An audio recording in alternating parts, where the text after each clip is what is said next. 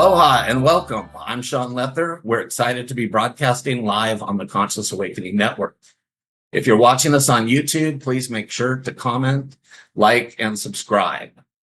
I am so thrilled to welcome Tina Louise Spalding, who will share about her extraordinary journey and how 12 years of studying A Course in Miracles and intense forgiveness work led to the spontaneous Kundalini awakening, several out-of-body experiences, and the ability to channel.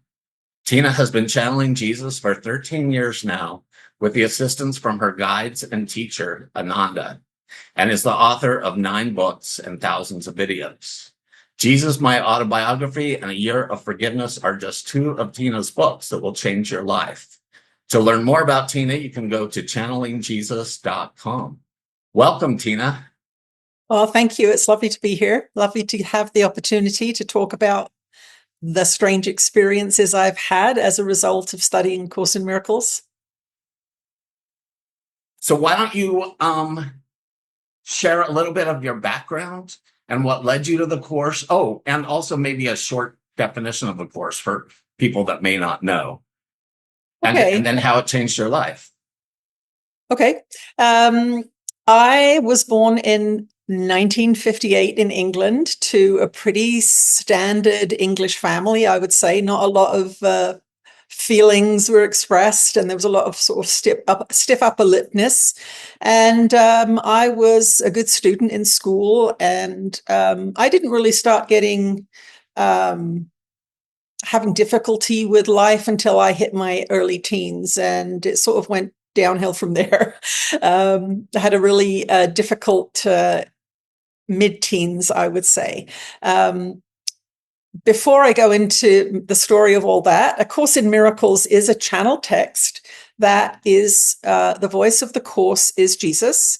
And when I first picked up the Course, I didn't know that. It came to me through a very sort of circuitous route. And I remember at some point when the voice or the author of the Course says, "At my crucifixion," and I started thinking, hang on a second, who is this that's talking? And so I didn't really know that it was Jesus channeling, and I didn't know anything about the Course.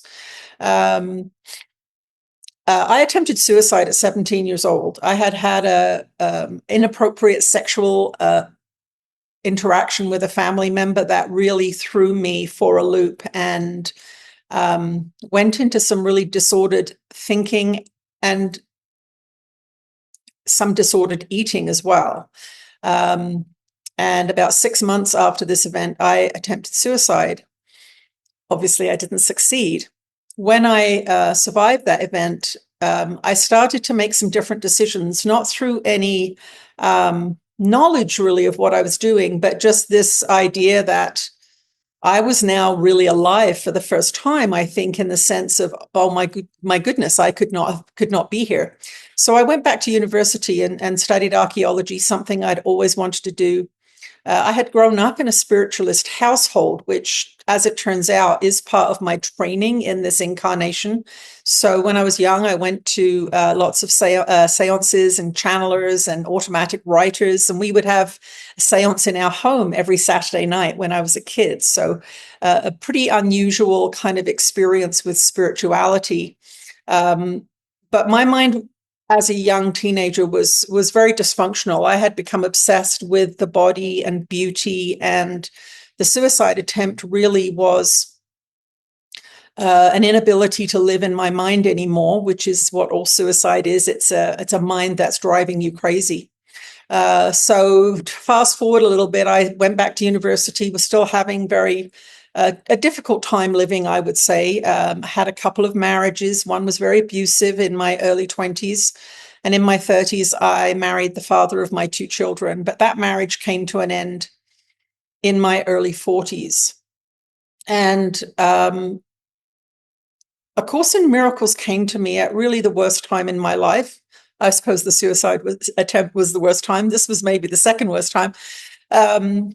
I had been divorced from my second husband for a year or so. My children were living with him, and I was riddled with guilt and pain about being a failure, basically.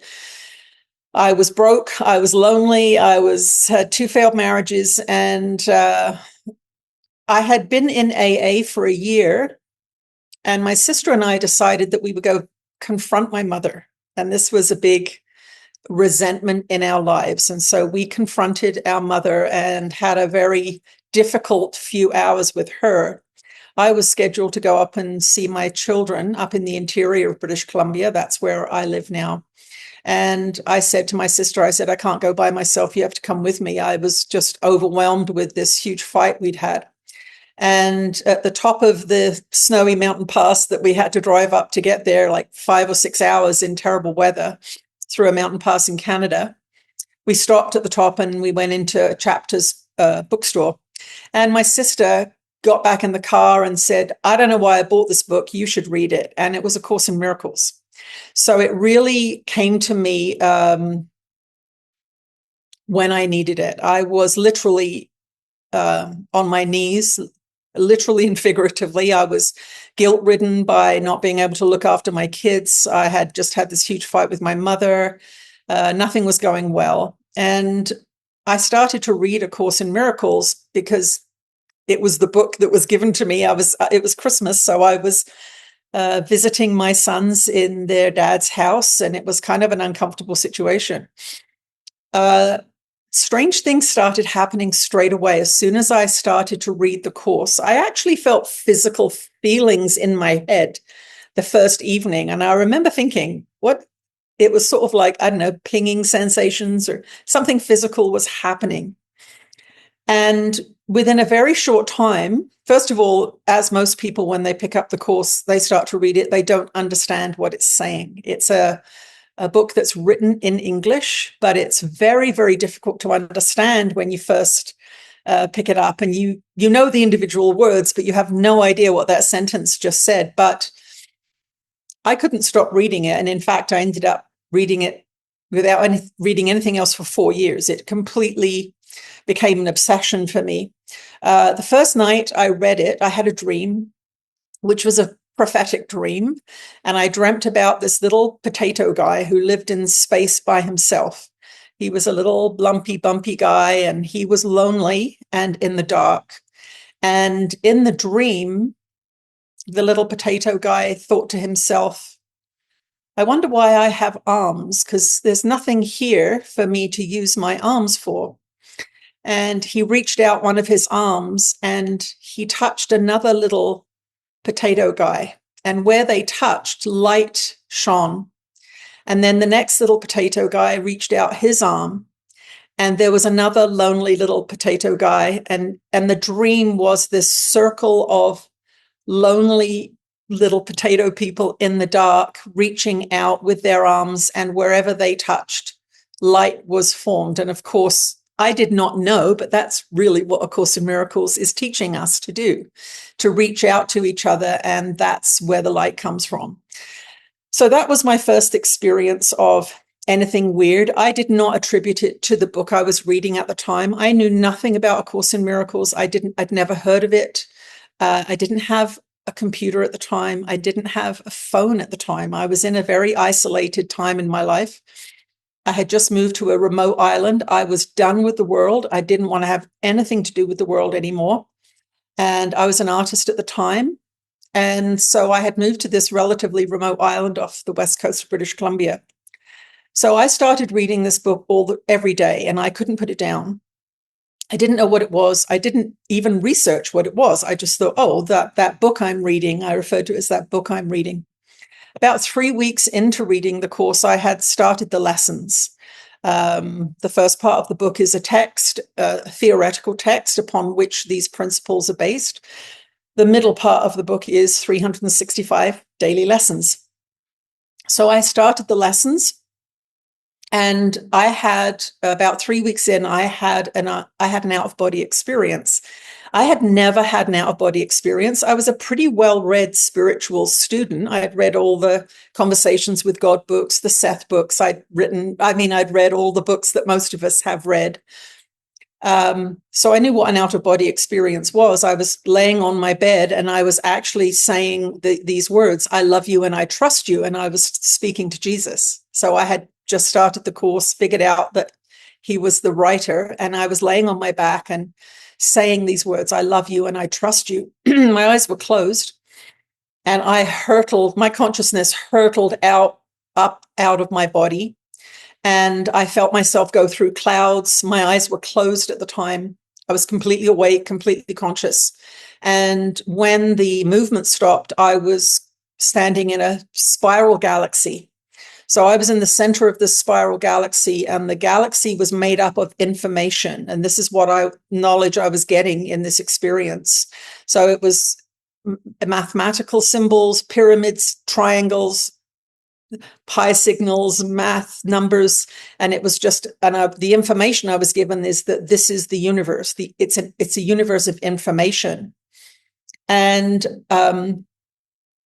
then I was shown a stairway going up, and there was a figure silhouetted in a doorway at the top of the stairway. And the person at the top of the stairs said, "Tell Dave he's overwhelmed and confused." And then I was back in my body, and I knew what it was, an out-of-body experience. And I'm like, "Tell Dave he's overwhelmed and confused." Like, I knew this guy called Dave. He was just an acquaintance. And so the next day I said to Dave, I said, "I had a dream last night that said you were overwhelmed. I was to tell you were overwhelmed and confused." And he said, "Oh my God, am I overwhelmed and confused?" And that was just kind of a little interaction, didn't seem important at the time. As it turned out, Dave was going to be a really big forgiveness practice for me a few years later. So, as most of us do when we have an amazing spiritual experience, we try to duplicate it. So the next day I did exactly the same thing. I laid on the bed and I said, "I love you and I trust you." And lo and behold, didn't I have another out-of-body experience, exact same experience, this time without the voice, the body silhouetted at the top of the stairs. But once again, I was taken to a spiral galaxy. Nothing in particular happened that time. And then I was back in my body again. And I just remember jumping up and down on my bed and going, "Oh my God, it happened again." I was by myself.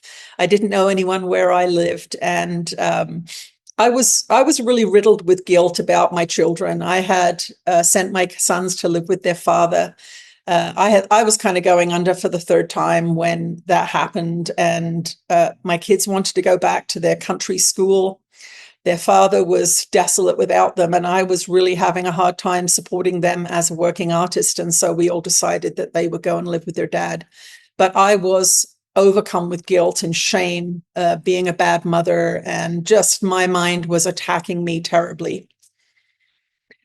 So I continued to study A Course in Miracles. I didn't really have any major revelations until about year 6. Now, if you'd asked me in year 4 or 5 if I was a serious Course in Miracles student, I would have said yes. I read it every day. I took the book with me everywhere, and on Sundays I would just read the course. That was my going to church, was just reading the course all day.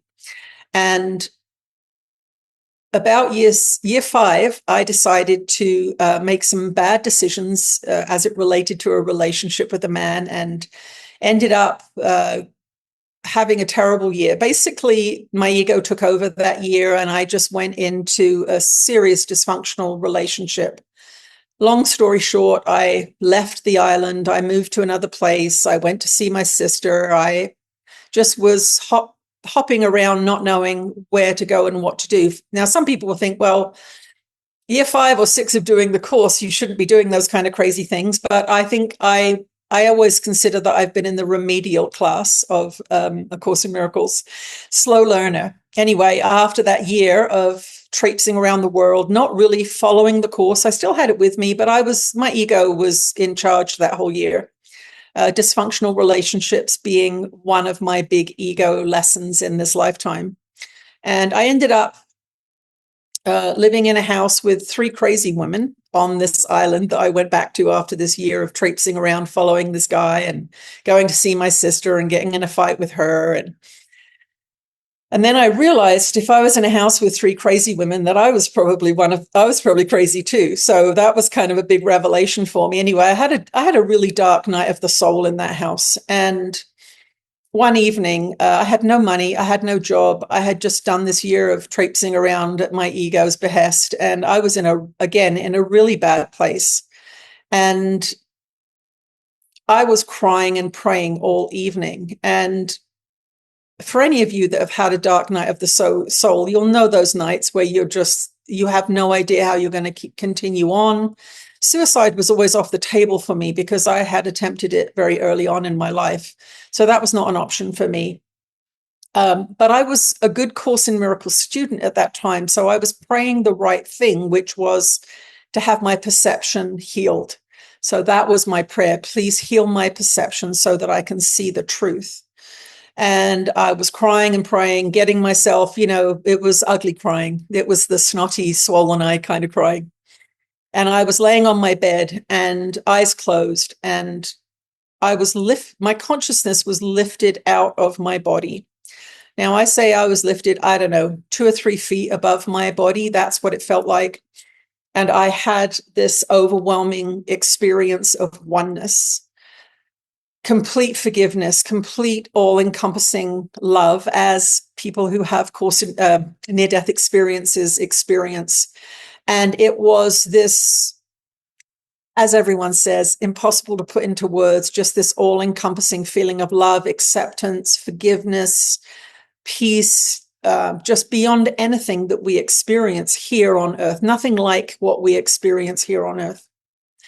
And after it felt about 45 minutes, I'm guessing I was out of time, but about 45 minutes into this experience, I said, I'm really tired. You have to put me back now. And so I was laid gently back into my body.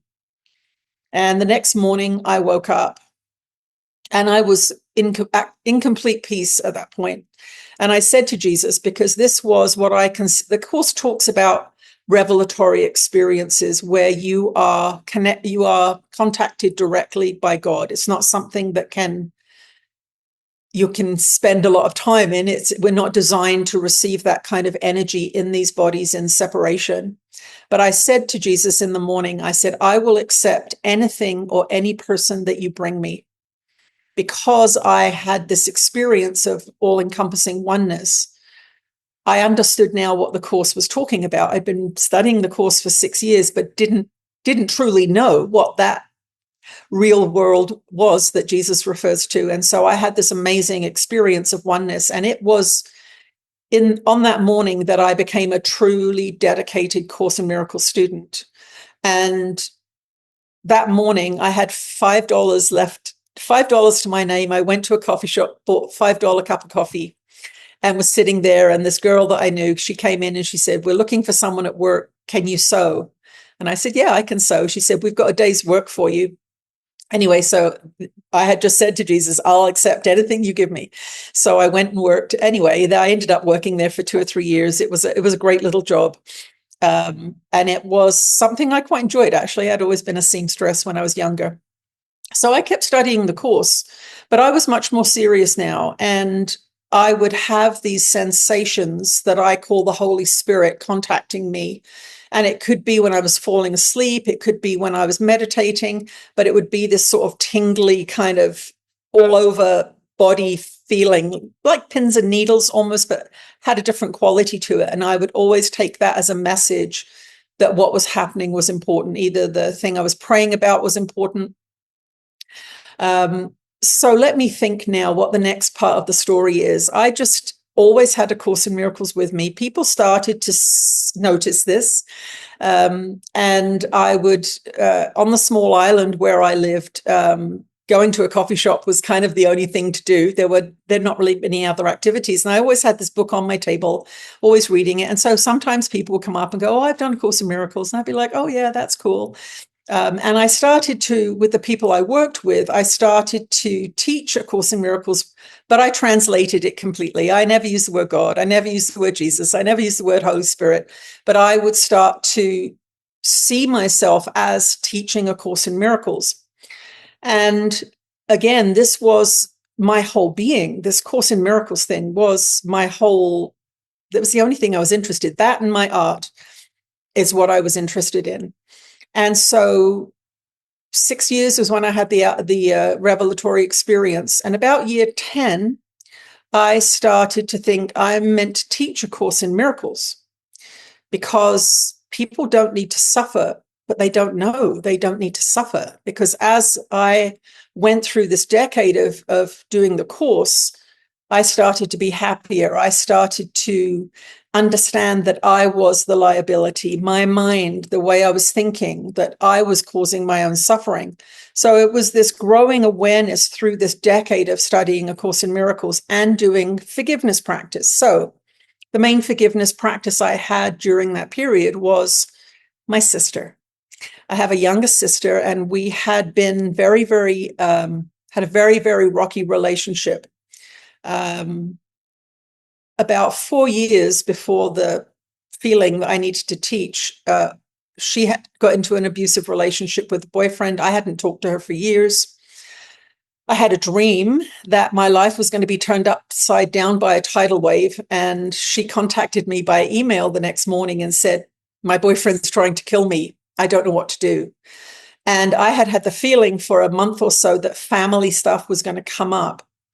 So I was starting to get these intuitions, these guidances through the study of A Course in Miracles, which happens as you calm your mind through your forgiveness practice. You start to get these intuitive hits. You start to understand more about listening to guidance. I wasn't having any direct contact with my guides and teachers at that point, but the dream obviously was a heads up. There's a tidal wave heading your way, and it was my sister. So she came, I went and picked her up. She couldn't believe it. She's like, we don't talk. And I said, well, I'm doing this book called A Course in Miracles, and it's part of my forgiveness practice. Anyway, 2 or 3 years down the line, we're at each other's throats again. And it was just an intolerable situation. Everything she did annoyed me. Everything I did annoyed her. And it was one of these relationships that was just seemed to be insolvable, even though I had this forgiveness practice. So I had another dark night of the soul where I said, I cannot live on my island with my sister. I can't do it. I simply do not want to live. It's a very small place, 2 coffee shops, nowhere else to go. And it felt like I had lost this place that had been, quote unquote, mine. It wasn't mine, obviously, but she'd shown up, and now my peace was destroyed. And so I had another dark night of the soul. And these revelatory experiences seem to happen to me when I am on my knees in a prayerful, devastated, sad state. So I had another dark night of the soul. I was crying and praying again, please transform I knew it was me. By this point, I'm 10 years into the course. I know the problem is me. I know it's judgment. I know it's a resentment. I don't know how to fix it. And at the end of that evening, I had the first real vision I had, and a voice for the first time. So the vision I was shown, this was after another 2 or 3 hours of crying and praying, was an English village. And the English villages are very iconic. They're very easy to recognize. I'm originally English. And it was an English village with a church spire and cottages. And over this village, there was a cobweb covering everything. And this voice said to me, these hateful thoughts that you have in your mind are just like the cobweb. They're contaminating every aspect of your life. So that was the first time I heard Ananda. I didn't know who it was, but it was a very clear voice. It said, you have to get rid of these thoughts. So the 2 thoughts were that I'm ugly, and the other thought is that I'm unlovable. And the next morning, again, I got up and decided to leave the island. So I did. I left the island. But I was in a complete state of peace again. This information that had been given to me refocused my mind onto my mind, not on her. It was telling me that the problem was in me. And as a Course in Miracles student, I knew it. I knew that it was coming from me. So I moved from this island to Victoria, which is a town. I was going to school. I was studying digital graphic design, and I had been commuting, which was awful. And so I rented an apartment for 6 months from this lady, and she had this amazing library of books on Kundalini awakenings and Tantra. I would never have bought these books. It was not a subject I was particularly interested in, but I was in this apartment through an amazing series of synchronicities. And so I started reading these books. not really thinking anything of it. I came to the end of my school, and when I graduated, well, just before I graduated, I had decided I was tired of being broke. I was tired of all this spiritual business. It wasn't helping me any, although it was really. I was much happier. I was much clearer. I was in less suffering.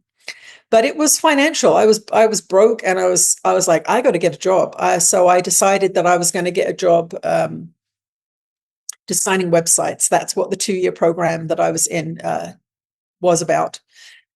But we started about 2 months before the end of school doing resumes. And as soon as I started doing resumes, I was like, I can't get a job. I'm unemployable. I've been free. I was working as an artist. I'd been free too much. There was no way I could get an office job.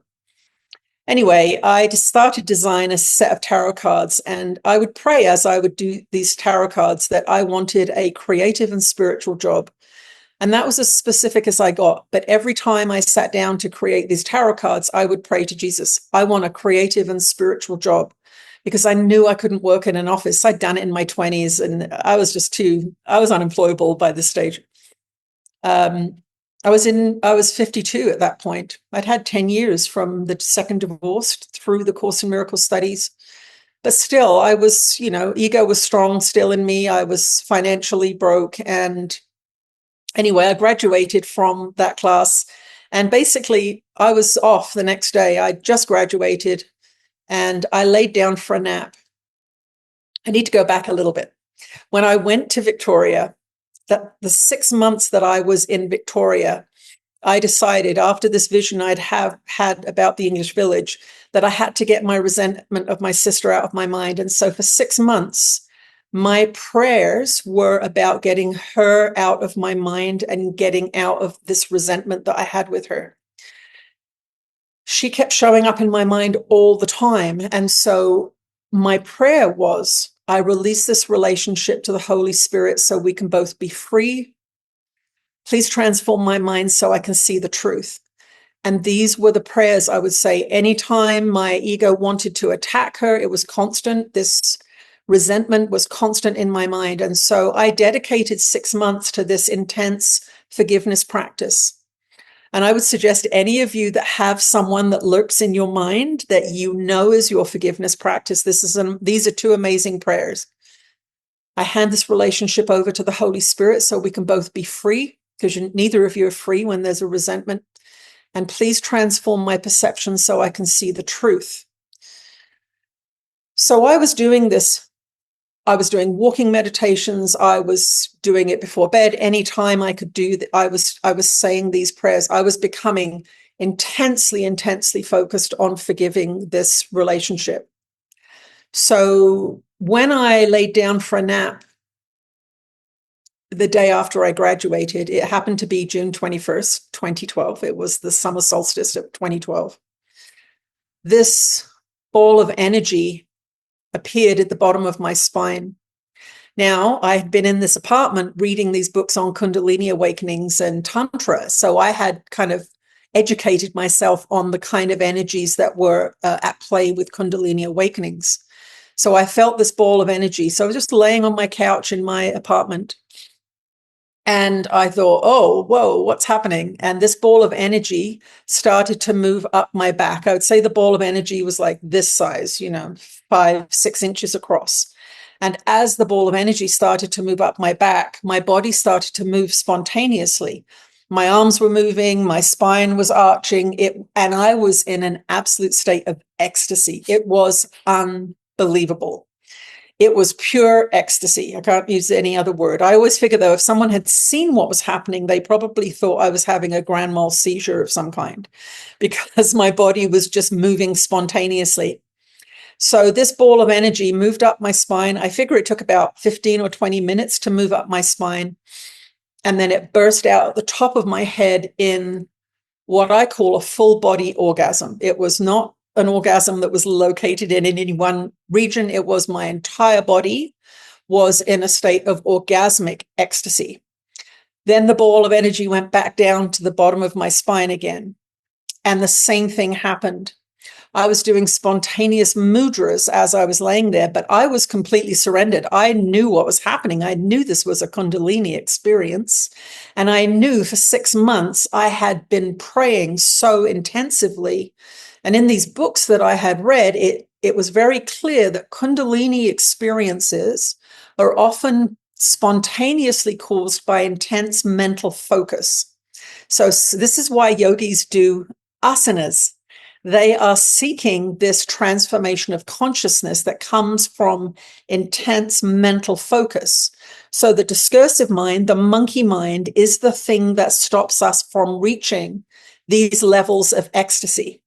So anyway, the ball is at the bottom of my spine. It goes up my back again. Now it bursts out different chakras front and back. And each time I have this full body orgasm, ecstatic experience. It does it a third time. So the ball of energy goes to the bottom of my spine again, and again it goes up and it's bursting out of different chakras. And as this was happening, I could feel that my entire body was being scanned. Something or someone was, you know how in sci-fi movies they have those lights that go across things to scan them. That's exactly what it felt like. And it was as if some entity or intelligence was registering everything about my nervous system, about my body, how it functioned, everything. Now, I'm going to swear here because that's what happened in real life. At the end of that third round of ecstatic energy work, I would say it took about an hour and a half, something like that, for this to happen 3 times. I sat up and I went, holy fuck. And that is exactly what it felt like. It felt, and that's why my first book is called Making Love to God. I actually wanted to call it Holy Fuck, but my publisher wouldn't let me. And that is what it felt like. It felt like I had been made love to by God. That's what it felt like. It was unbelievable. Now, how do you tell anyone about this? I didn't have any spiritual community. I just I'd been a mature student at school. I tried to tell one woman about it and that I had been kind of acquaintance with, and she was, it was too much. She didn't understand what I was talking about. So what happened next was a really amazing few months. So I knew that I'd had a Kundalini awakening. And this ecstatic experience happened every single time I laid down for 3.5 weeks. So for 3.5 weeks, I was in a completely altered state of consciousness. I was often many orgasms happened. No bodies were being touched. It was all energy work. And so at the end of 3.5 weeks, as I said, I was completely surrendered to this experience because of my experience with the Course, knowing that I had been working closely with Jesus for 12 years now at that point, and because I had read these books on Kundalini awakenings, I was completely surrendered to this experience and immensely curious about what this was. So I allowed it to transpire for about 3.5 weeks, and about 3.5 weeks in, I had this feeling that someone wanted to say something. So I had not had any verbal communication at this point. I didn't know it was going to lead to channeling. I had written to a channeler on the island I lived on, and I told her what was happening. And she said, well, we're doing a automatic writing workshop. Why don't you come and we'll see if we can find out what this or who this is. So I got in my Jeep. I had a beautiful convertible Jeep Wrangler at that point, and I drove to Salt Spring Island. It was middle of summer. The top was down. I was listening to Van Halen or something. I was like so high. I'd been for 3.5 weeks.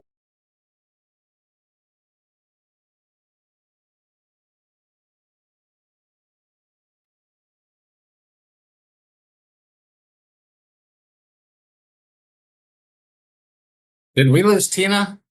Yeah, I think we lost Tina. Everybody just hold tight. I think she'll realize maybe she lost power. So hold tight. Or she's having another Kundalini awakening and blew out her internet. You're texting her, Sean? Yeah. Okay.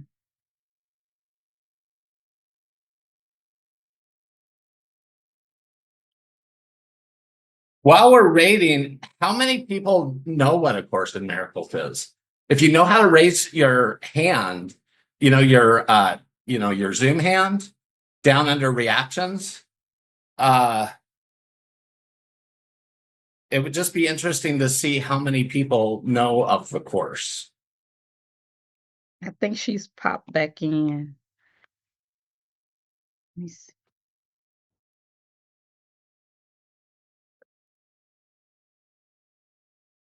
Do you see her? I saw her come up to admit for her to come in. Let me Yeah, see. I added her. Now I'm looking in the whole. Let me find her in the. So how many people is that with their hands up? 1, 2, 3, 4, 6, 7, 8, 9, 10, 11. Can you hear me now? About 19. Yeah, Yes. You're back. Okay, this is the second time this has happened where I'm telling the story and my computer shuts down. Just so you know, I'm on my phone now. I am not surprised. Yeah, there's a lot of energy, and who knows if there's any interference going on. I think sometimes there is interference. We've had interference at retreats like this where technological problems happen. So it was just at that critical moment too, That's wasn't it? why I have the backup Yeah. computer. I'm used to So I apologize stuff like that for happening. That's just whoever or whatever is messing with us is at it again. So I'll get back to the story. So I took my Jeep. I love my wait, just a sec, Tina. I just wanted you to see how many people. I had everybody raise their hand.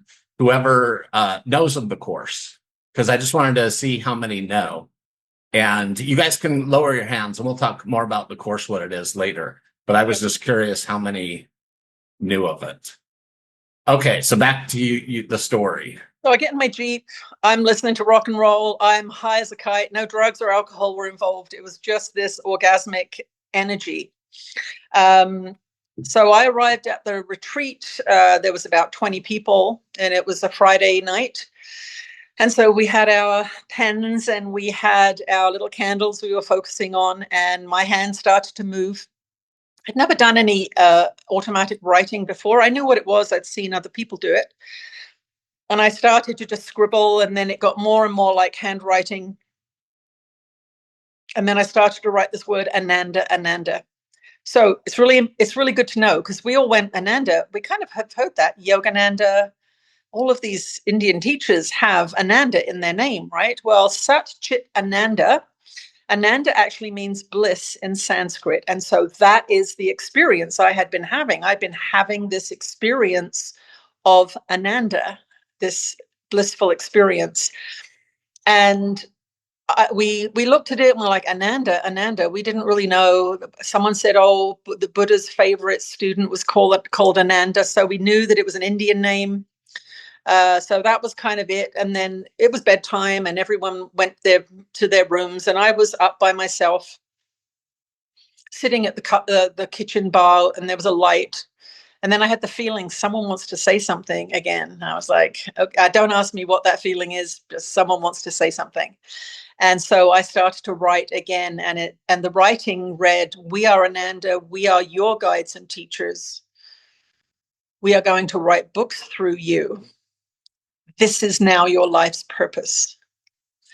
And they also wrote that I had been alive in Jesus' time, and that I had been a teenage goat herder, and that I had followed Jesus when he was teaching, and that I would sit around the fire at night, and that he and I had become friends, and that he would teach me. Now, I did not know that I would end up channeling him, but that was what Ananda told me when they first made contact. And so that was amazing. I, again, was totally surrendered to this. I knew that I was like, okay, I've won the spiritual jackpot here. I'm channeling. Oh my God. Like, I'd always loved channeled material. I'd always listened to Esther Hicks and Seth and all of these channelers. So I was all in. There was no resistance in me whatsoever. And of course, with 12 years of doing the course, I knew my frequency was high. I knew I was in a loving place. I'd done all this forgiveness work. And so over the next 3 months, well, they started writing longhand initially, but they wrote so quickly that I couldn't read it after. I knew what I was writing as I was writing it, but then I didn't know. I didn't know what it was saying if I read it the next day. And then they started typing. So I was getting two streams of information. I was getting personal guidance information. So they said things like, you eat too quickly and you eat twice as much as you should eat. So they wanted me to eat more slowly and cut my food in half.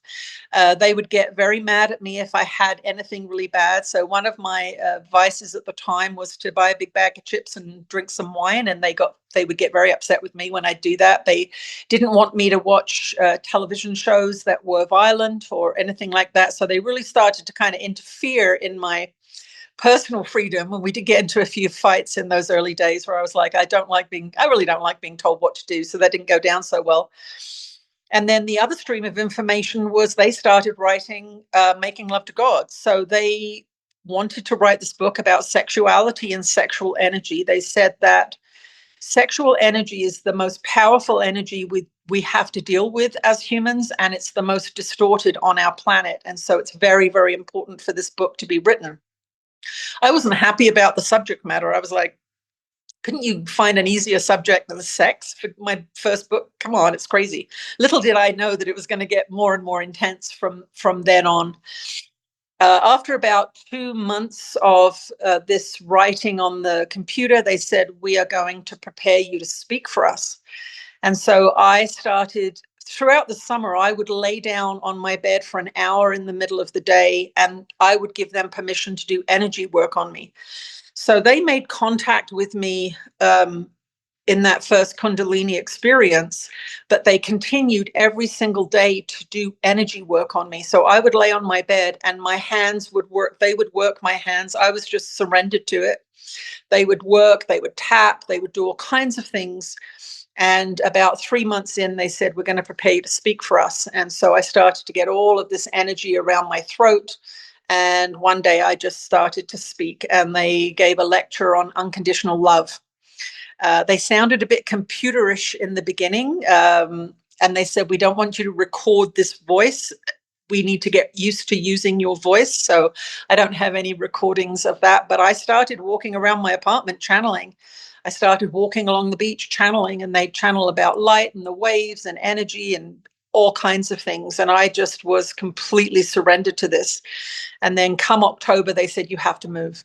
You have to move. You have to move. You have to go back to Salt Spring Island. I was in Victoria, which is a city close by.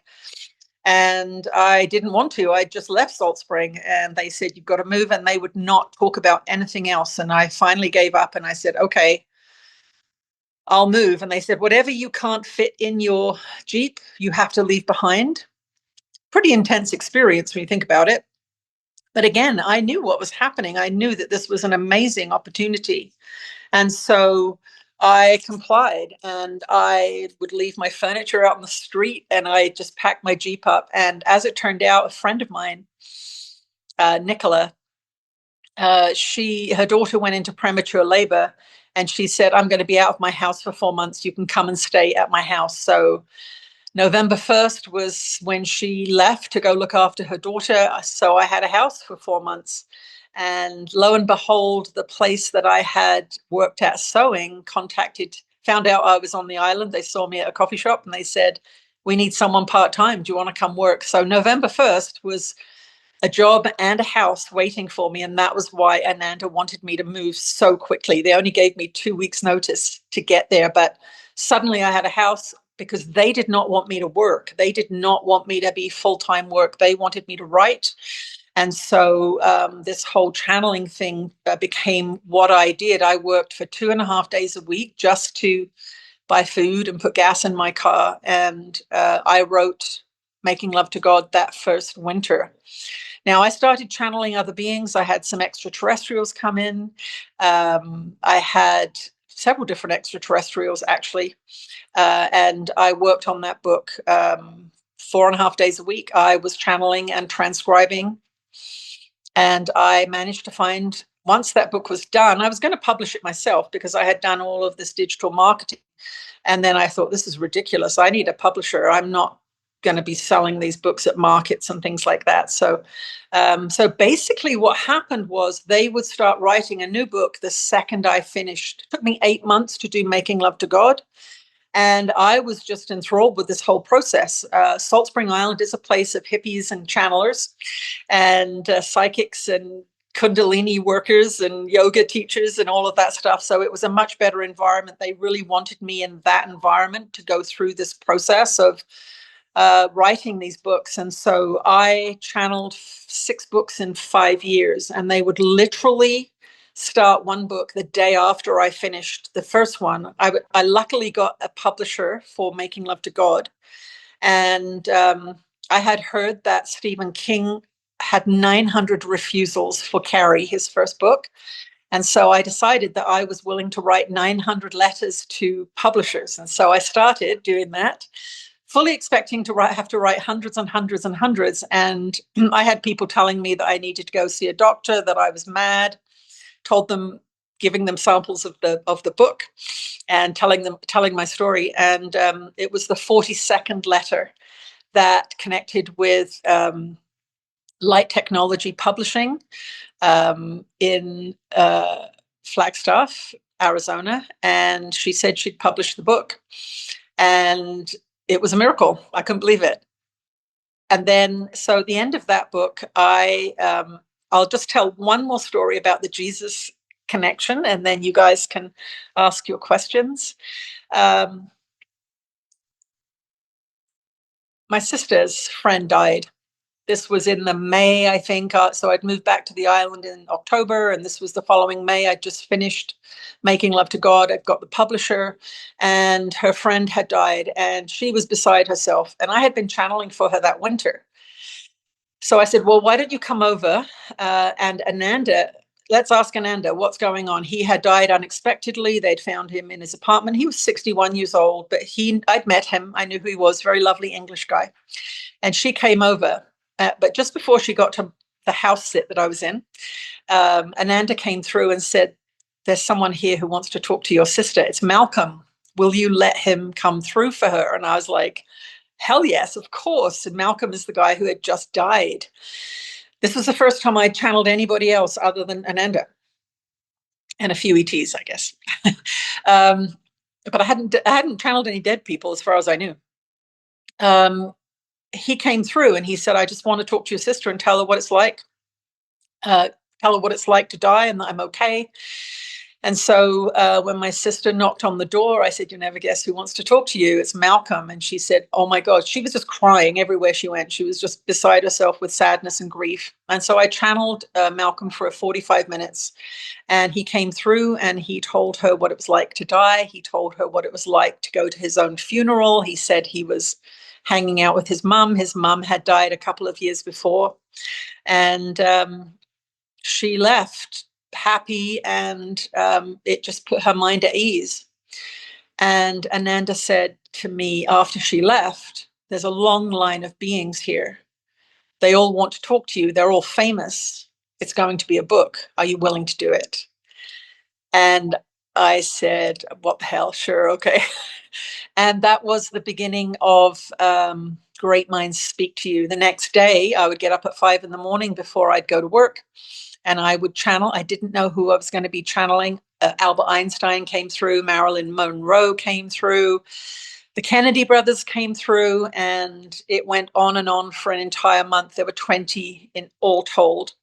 And about number 15, I thought, I wonder who the last person is going to be. It's going to be Elvis or Gandhi or someone super famous, because these were all really famous people I was channeling. And I said to myself, just don't be Jesus. Just don't be Jesus. And 18, 19, and of course, number 20, it was Jesus. And he came through and he said Jesus-y things like praying for your enemy and forgiveness. And I got through that half an hour of channeling him and I thought, oh, okay, well, that wasn't so bad. That wasn't so bad. It's okay. And that was the book, 20 dead celebrities, I tell people, and they all had a message for the world. And they talked about their incarnation. They talked about their deaths. They talked about their dying experiences. It's a great book, actually. A lot of people haven't read it because it's celebrities.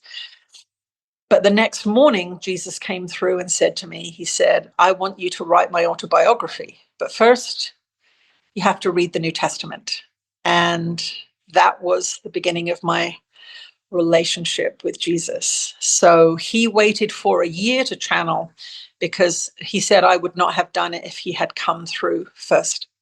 He said it would have been too much for me. So the year of channeling with Ananda and getting used to the whole experience was what I needed to be able to open up to channeling for him. And of course, it was a huge psychological journey. And I didn't tell anyone what I was doing for a long time.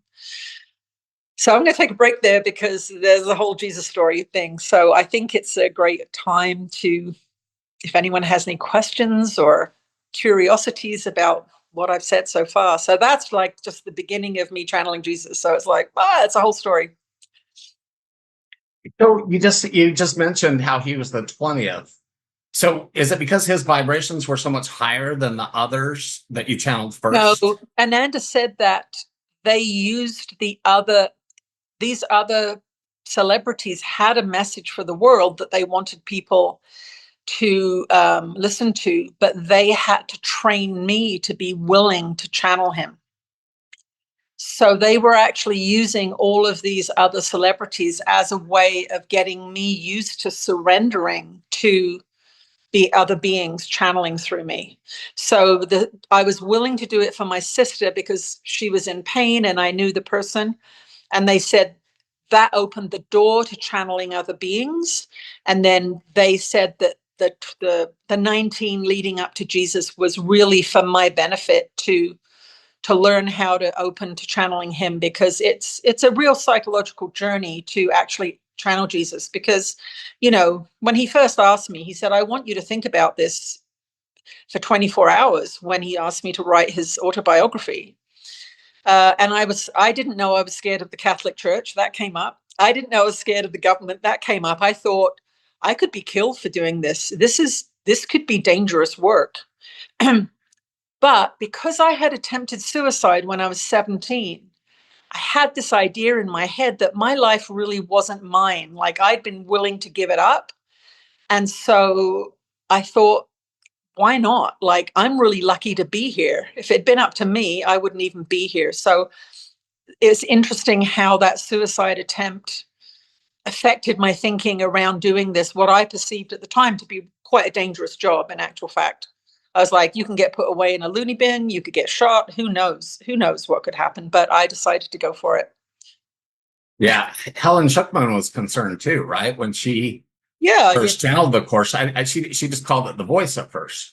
She was, for you guys that don't know, she was a atheist Jewish professor of psychology at Columbia University. I know the look at, I'm used to it now, and I've been out of the closet, out of the Jesus closet for a long time. But when I tell people what I do, the look on their face is so funny, because some people just get this blank, terrified look on their face, and you just know they're like, how do I get away from this person? Or other people are like, oh, I've heard of that. Okay. And, there's the people who are open to it. But I always, kind of read the room before I tell anyone what I do. I ask them a few questions. They'll say, what do you do? And I say, I'm a writer. And they'll go, what do you write? And I'm like, oh, I write spiritual books. And they're like, oh, what about? And I just I test the waters before I tell them the whole truth. Why do you think people are triggered to hear that somebody's channeling Jesus? Because I think it's because of the history with the church. I think the Catholic Church killed a lot of people who were communicating with spirit, the witches, the healers. The mandate of the Catholic Church was the only way that you can reach God is through us. Jesus is God incarnate. So I think that there was so much punishment and cruelty around anybody that communicated that we actually have almost like a genetic memory of how dangerous it is to communicate with spirit. I think we're actually in a real recovery phase from the church's indoctrination over, now let's look at it, a couple of thousand years. That's a long time to be under the boot of a system. And then in the modern world, you've got the mental institutions putting people away for having any kind of listening to voices, any kind of thing. I mean, if I had gone to a regular doctor when I was having this Kundalini awakening, they would have locked me up and medicated me, undoubtedly. Right. Yeah, no doubt about it. That's why people are afraid, because it's been a very dangerous thing to do. Yeah. And that's why we have our sharing group. That's Because right. people, as you know, people can share anything, any experience in a safe place. And Yeah. it's one place where nobody feels crazy. So could you explain a little bit about Jesus of the Course versus Jesus of the New Testament and the way Jesus is, mentioned by the churches? And then also you said that you didn't even use the word Jesus at the first, right? Well, when I was before I had the channeling experience, I realized that I was suffering less because of what I was learning through the course. But regular people they usually don't want to hear about Jesus, Holy Spirit, God. So many people have been traumatized by churches or family religions or whatever.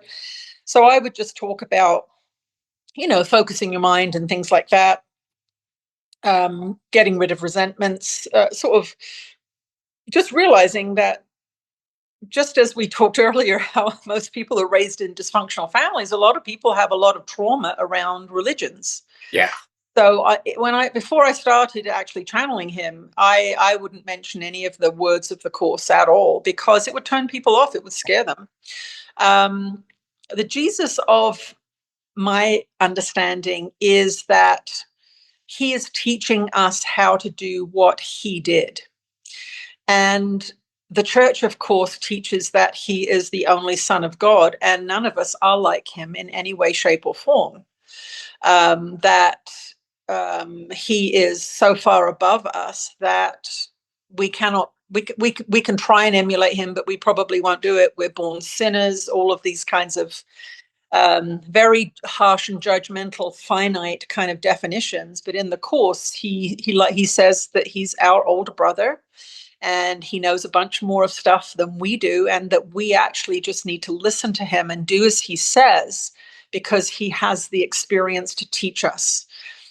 And that we have amazing abilities that can come to us. So I consider this channeling experience that I'm having, channeling all of these books and this kind of thing, I consider that ability something that has been gifted to me because of my Course in Miracles practice, not because I'm a special person, not because I'm gifted in any way, but because I did what he asked us to do, which is to practice forgiveness, to change our minds from fearful, judgmental minds to loving, forgiving minds. And I really did. I was a very, very serious course student, and I could not tolerate, once I got to that 10 or 11-year mark, I couldn't tolerate having judgment in my mind anymore, having resentments anymore. The more peaceful my mind got, the less I could tolerate my hateful thoughts. And so I would do everything I could to get rid of those judgmental, hateful thoughts. And I did it to the nth degree, basically. In that 6 months leading up to the Kundalini awakening, I was praying about this resentment night and day, all the time. And I can be very, very focused. I'm a highly productive person. And I just decided that I did not want these hateful thoughts in my mind anymore. And so I did every single thing I could to relieve my mind of that suffering. And that's really what Jesus' true teachings are. So I believe that that's what he taught when he was here on the earth. But it was hijacked, let's say, by the church, and there were untruths put in, things like going to hell. He never taught about hell. He never taught about the brimstone and fire and all of that stuff. That the church was run by humans who had egos and wanted power and influence. They saw that the influence that his teachings had on people. After all, I mean, he was drawing great crowds and healing people when he was walking on the earth plane. So those people in that time and place, as anyone would take advantage, they took advantage and they started to use his teachings, but interspersed it with very judgmental, very unloving. And as you can tell, as the church grew more and more powerful and richer, it became a murderous entity that killed anybody that disagreed with it. So from, the time that he taught these teachings, and these teachings, I believe, are what he was teaching his disciples, and what he was trying to help people understand, that your mind is the creator. And if you have hateful thoughts, you will suffer. And if you have loving thoughts, forgiving thoughts, you won't suffer. And it's kind of magic. It's kind of a scientific equation. If you do your forgiveness practice, you'll have a more peaceful mind. And as you have a more peaceful mind, you'll get clearer and clearer guidance from your guides and teachers. And eventually your frequency will go up to the higher levels of 3D, where your guides and teachers can communicate with you easily. And that's what happened with the Kundalini awakening and Ananda making contact with me. I had, through that intense 6 months of forgiveness practice, raised my frequency to the higher levels of 3D, and then they could communicate with me. And then that 3 months that they were doing all the energy work on me, they were raising my frequency even higher so that I could speak for them, so that I could communicate. So that's all we're doing. The lower realms of 3D are where mass media wants us to be. Fear and war and fires and death constantly. The popular TV shows are about killers and hospitals and wars and police. They're all about death. So the lower realms of 3D are where we suffer. And this is what the course does through these 365 lessons. It slowly takes your mind from being fearful and judgmental into a calm, loving place where knowledge from spirit can reach you. And that's where the really cool things start to happen. Yeah. So, 2 questions. What is the Christ according to the Course in Miracles? A lot of people think that's Jesus's last name. Yeah. So what is the Christ according to the Course? And then if you can explain how forgiveness according to the Course is different than what most people think. Okay, so my understanding of Christ consciousness is that there is this loving, this oneness that we experience when we have these out-of-body experiences is what the Course calls the real world. It is this all-encompassing, all-forgiving, non-judgmental, totally accepting consciousness that we have separated ourselves from. So there's like a ladder. There's a ladder that you climb up out of separation. So the Course teaches that we have chosen separation, that God has not kicked us out of heaven, that we have voluntarily come down here because we believe in sex, drugs, rock and roll, power, food, whatever it is that is the idol that you're chasing here. And we all have these things that we lust after or want. And as we live out our experience here in separation, we get sick of those things. We've drunk all the wine we want to drink. We've bought all the cars we want to buy. And then there comes a point where we will actually say in our separated state, and this is what Helen, the channeler of the Course, said to Bill, the guy who helped her, was there must be a better way. We find out, I think we often call it a midlife crisis, in actual fact, which is that I've done everything I want. I've spent all the money. I've eaten all the food. I've had sex with all these people, whatever your drug of choice is. And there comes a point where you're just like, I'm still not happy. And I've done all these things that I've wanted. There must be a better way. And that's when Jesus says we become teachable in that moment. That's when often the Course will come to us at these low points where we have given up chasing the ego's dictates. The ego is the part of our consciousness, which is sort of the opposite of Christ consciousness, if you will. The ego is the part that believes in death. It believes in sickness. It believes in separation. It believes that you are alone and that you have to do everything. And Christ consciousness is the unity consciousness from which we all originally come. and that we return to if we follow Jesus' teachings.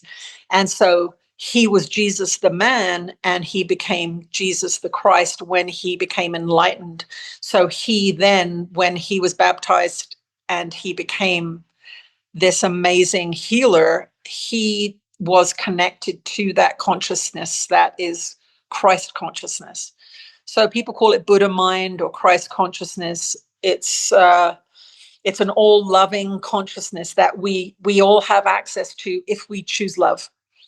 But most of us don't choose love. We're very judgmental. We're very fearful. And so we're lurking down the bottom rungs of the ladder in this lower 3D realm.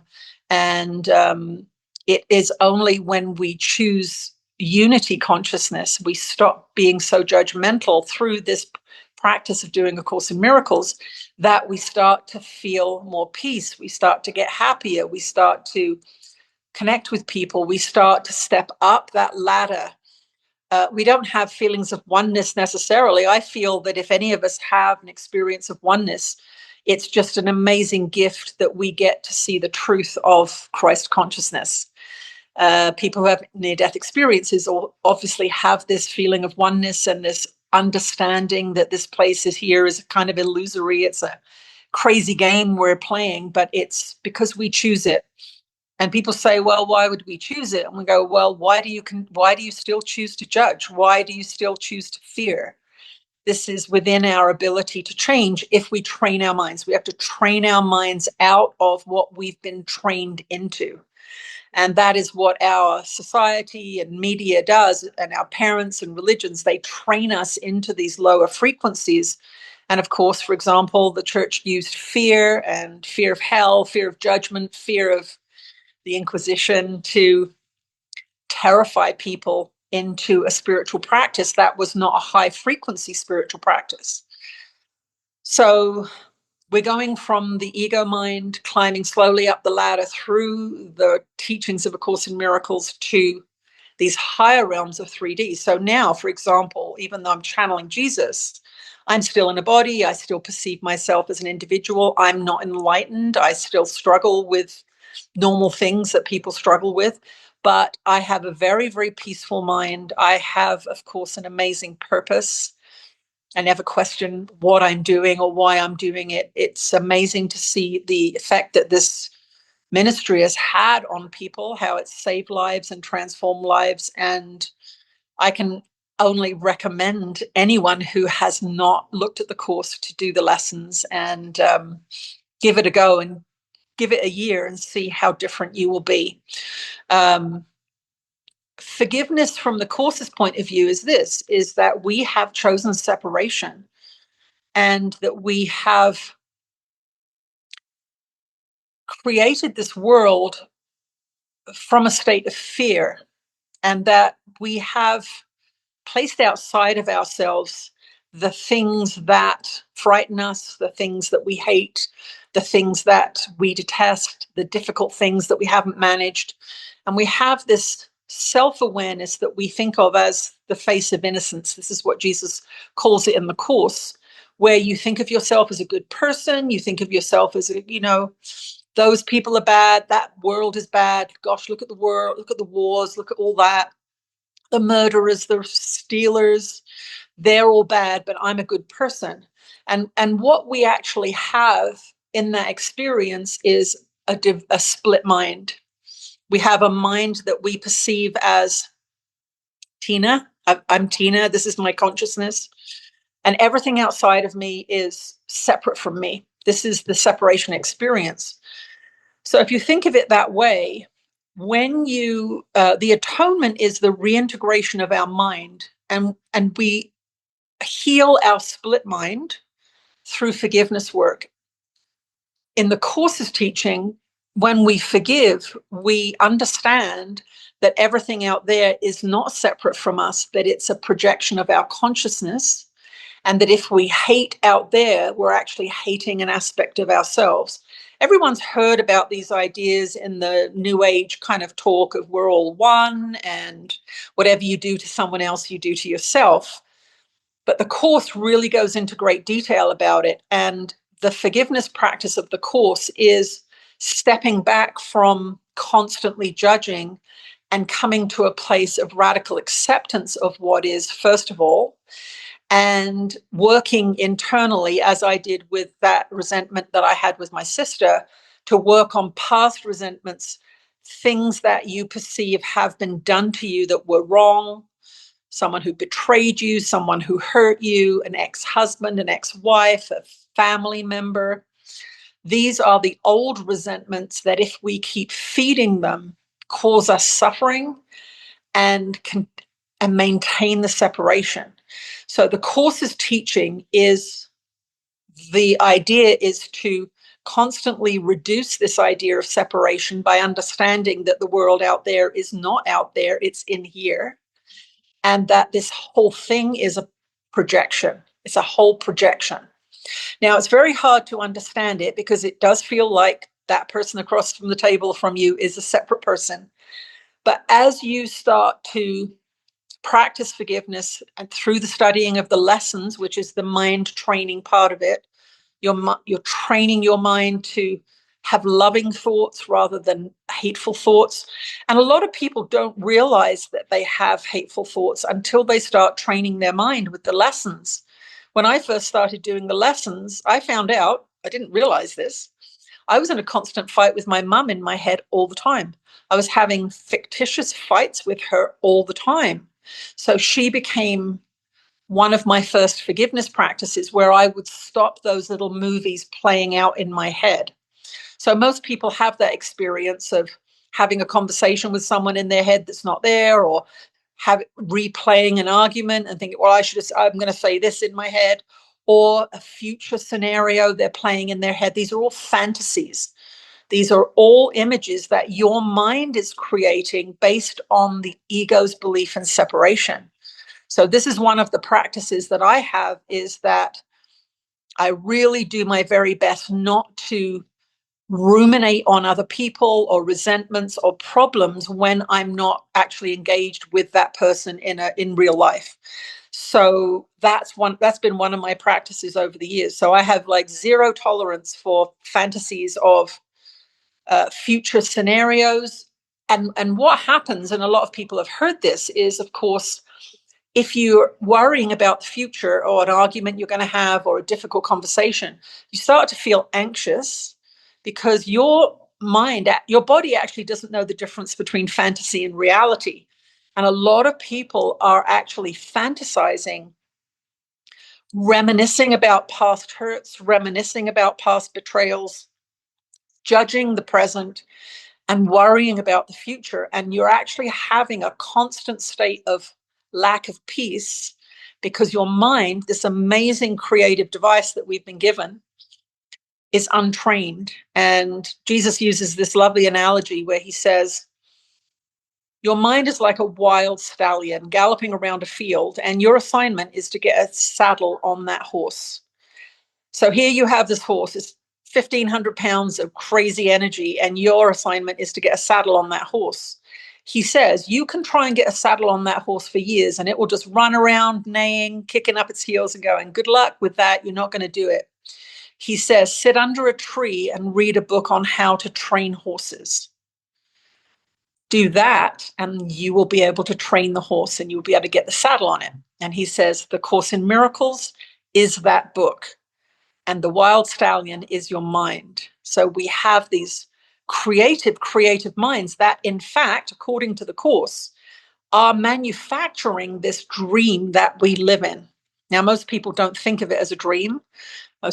People think of the world as really real. But as you spend more and more time with the Course, you actually come to see there's this crazy thing that happens, and most people haven't done it. But as you change your mind, the world changes to reflect your mind being changed. So you can have a forgiveness practice with someone in your life, and that person will phone you, or that person will seem to actually change and become more compatible with you. So it's a very interesting thing. And I always think it does kind of prove that your mind is actually creating the world. When you change your mind, the world has to change. And so any of you who are listening, if you have aspects of your life that you don't like or things that you want to change, deepen your course practice or start the course if you haven't done it, and Jesus will show you how to do it. He will help guide you as you do the lessons and as you practice forgiveness. Yeah, that's, for the people who haven't studied the course, and even if you have, if you've heard of Ho'oponopono, which is Hawaiian huna, it's ancient. It's all about forgiveness as well. Yeah. It's settled a little bit differently, but at the end of the day, it's all about forgiveness work. And then there's a version of it's called Sahaja yoga. Have you ever seen that? In that, literally, they do forgiveness work in the I'll send you a link. They do exercises, and the more forgiveness that you work on, the more you can feel your Kundalini energy. That's exactly what happened to me. Exactly what happened to me. So, I see people, it's so funny because I'll say to people who are doing Kundalini yoga, I'm like, you actually shouldn't ask for a Kundalini awakening. Your life will be completely different afterwards. Like, it should have a warning on it, a warning label, actually. That's right. That's what I say in our NDE group when people say they wished they could have an NDE, because it's just as stubborn people that have NDEs. People like you that listen don't have to have an NDE. And that's what's so cool is, as I've been studying the course, most people know, since I was 18. And when I met Marianne Williamson. And so I've done the lessons, like 40, 50 times, something like that. Probably 40. But it wasn't until my last NDE that I actually got it. So it's so cool that, it only took you 5 years when you said that you were kind of, having some issues, ego issues or whatever, because for me, I probably did that every couple of years, until I was, in 2019, when I finally, it's like, okay, I'm ready to get serious here. Well, that was the original premise that we connected with each other, was this idea that NDEs are the wake-up call from spirit, because you aren't doing this kind of work, and it gives you an opportunity with this amazing experience of oneness that people have during NDEs, that you actually get shown the truth, right? That's my prayer. Please transform my perception so I can see the truth. And then you come back, and then you've got this, you've got a big step up. Now, the thing that I think happens to a lot of people, and you may agree because you've had a few NDEs, is that the NDE itself, that experience of oneness, when you come back into your regular consciousness, your ego has not been deflated. It has not been subdued in a lot of ways. And this is really what the lessons and the practice of forgiveness does, is it's you actively using your free will to stop the ego getting what it wants. What the ego wants is guilt. It wants to make you guilty, or it'll make yourself guilty. It doesn't care who it makes guilty, but it wants to make someone the bad guy. And I think what happens is the NDE gives you this experience of oneness, like I had with the out-of-body experience when I first started the course. But then our egos reassert themselves after, because you may have found that there was a 3-day or a 3-week blissful hangover from your NDE, but then the ego starts to assert itself again, and it asserts itself because we allow it to. So really, for me, I think the course is a wonderful combination thing to do with an NDE experience, because it's actually working to disempower the ego. It's not trying to get rid of the ego. The ego is what tells you to be afraid if there's a rabid dog on the street. But what happens in our society is that the ego is fed and fed and fed and fed.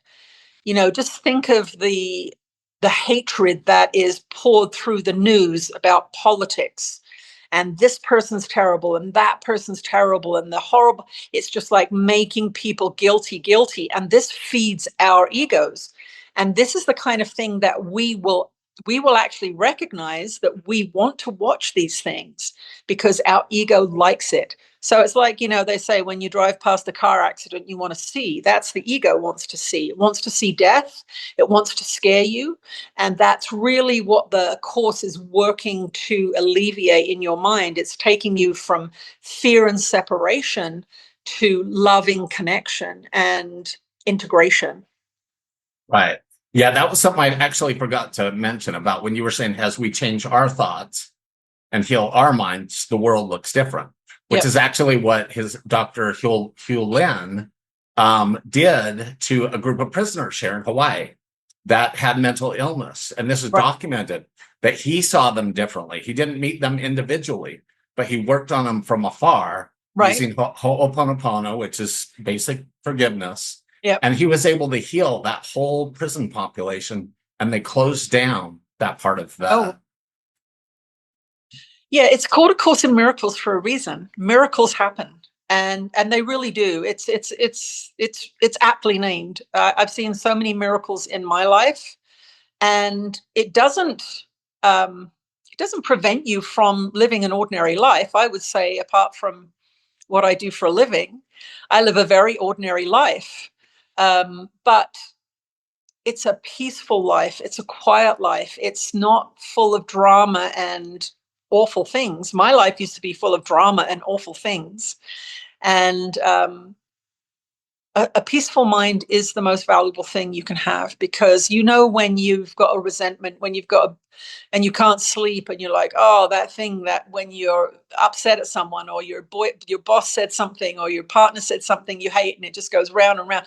There's nothing is more important than a peaceful mind. And that is, to me, the greatest gift of A Course in Miracles. Obviously, the books and the Channeling Jesus experience has been an amazing thing. Although it was very, very challenging and difficult in the beginning, I wasn't completely happy about it in the beginning. I was willing, but it did prove to have some challenges for sure.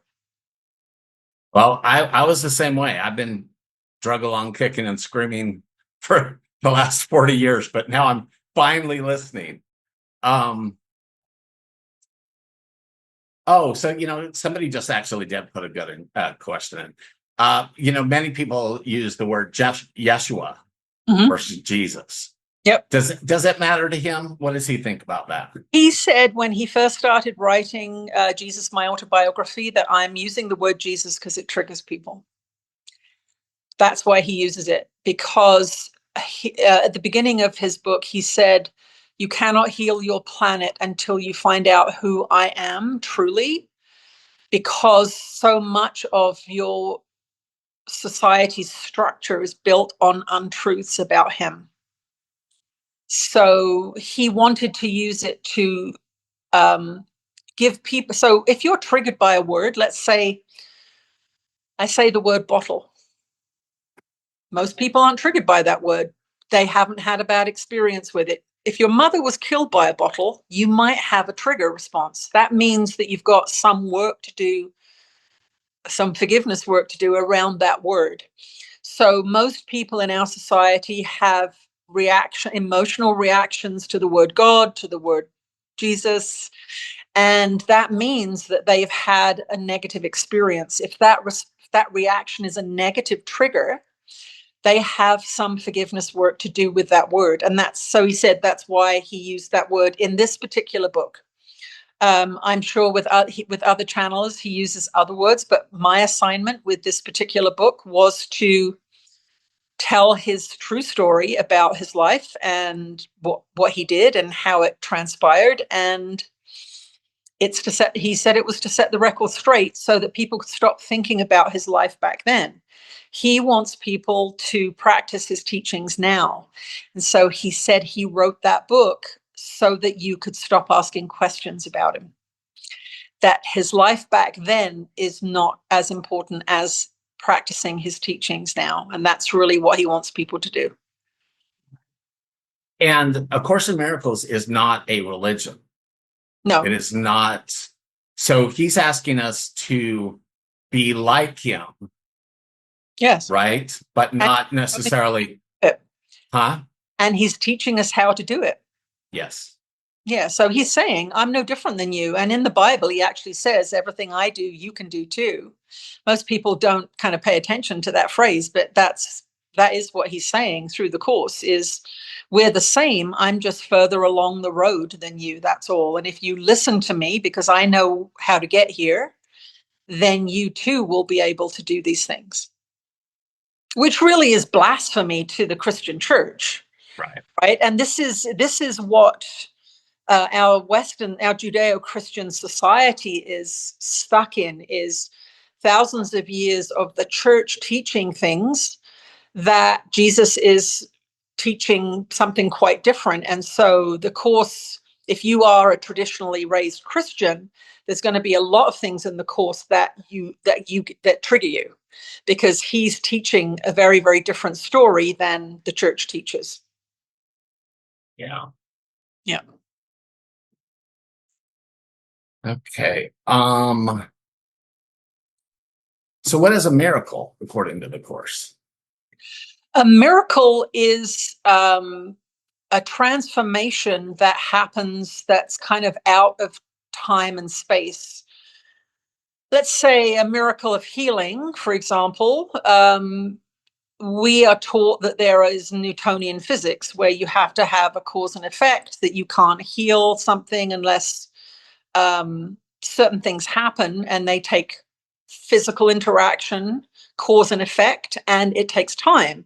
So, for example, if you have cancer, you know how doctors hate spontaneous healing. So someone like Anita Morjani, who died had a near-death experience and was riddled with cancer, she had a spontaneous healing, a miraculous healing, because in her her near-death experience, her consciousness was changed. And so her mind was changed. And so the miracle of healing happened because her mind was so radically altered that the body healed itself, which is a miracle, right? There was no chemotherapy. The doctor said she was a goner. That was it. But because her mind changed radically through a near-death experience, her body responded, because the body is created by your mind. We're not taught that the world really is created by our mind too. So a miracle is the kind of thing where you will, like you said, that doctor who did the forgiveness prayers for those prisoners, his transformation of mind made something happen that was not explicable by Newtonian physics with the cause and effect and time. So it's an out of time, out of physics result of a transformed mind.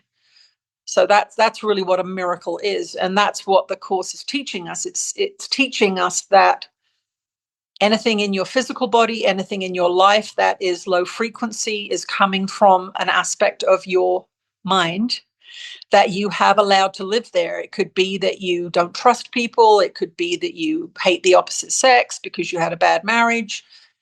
It could be any number of things, and that your thoughts and beliefs about that will manifest it in the world in front of you, that the thing you hate will show up.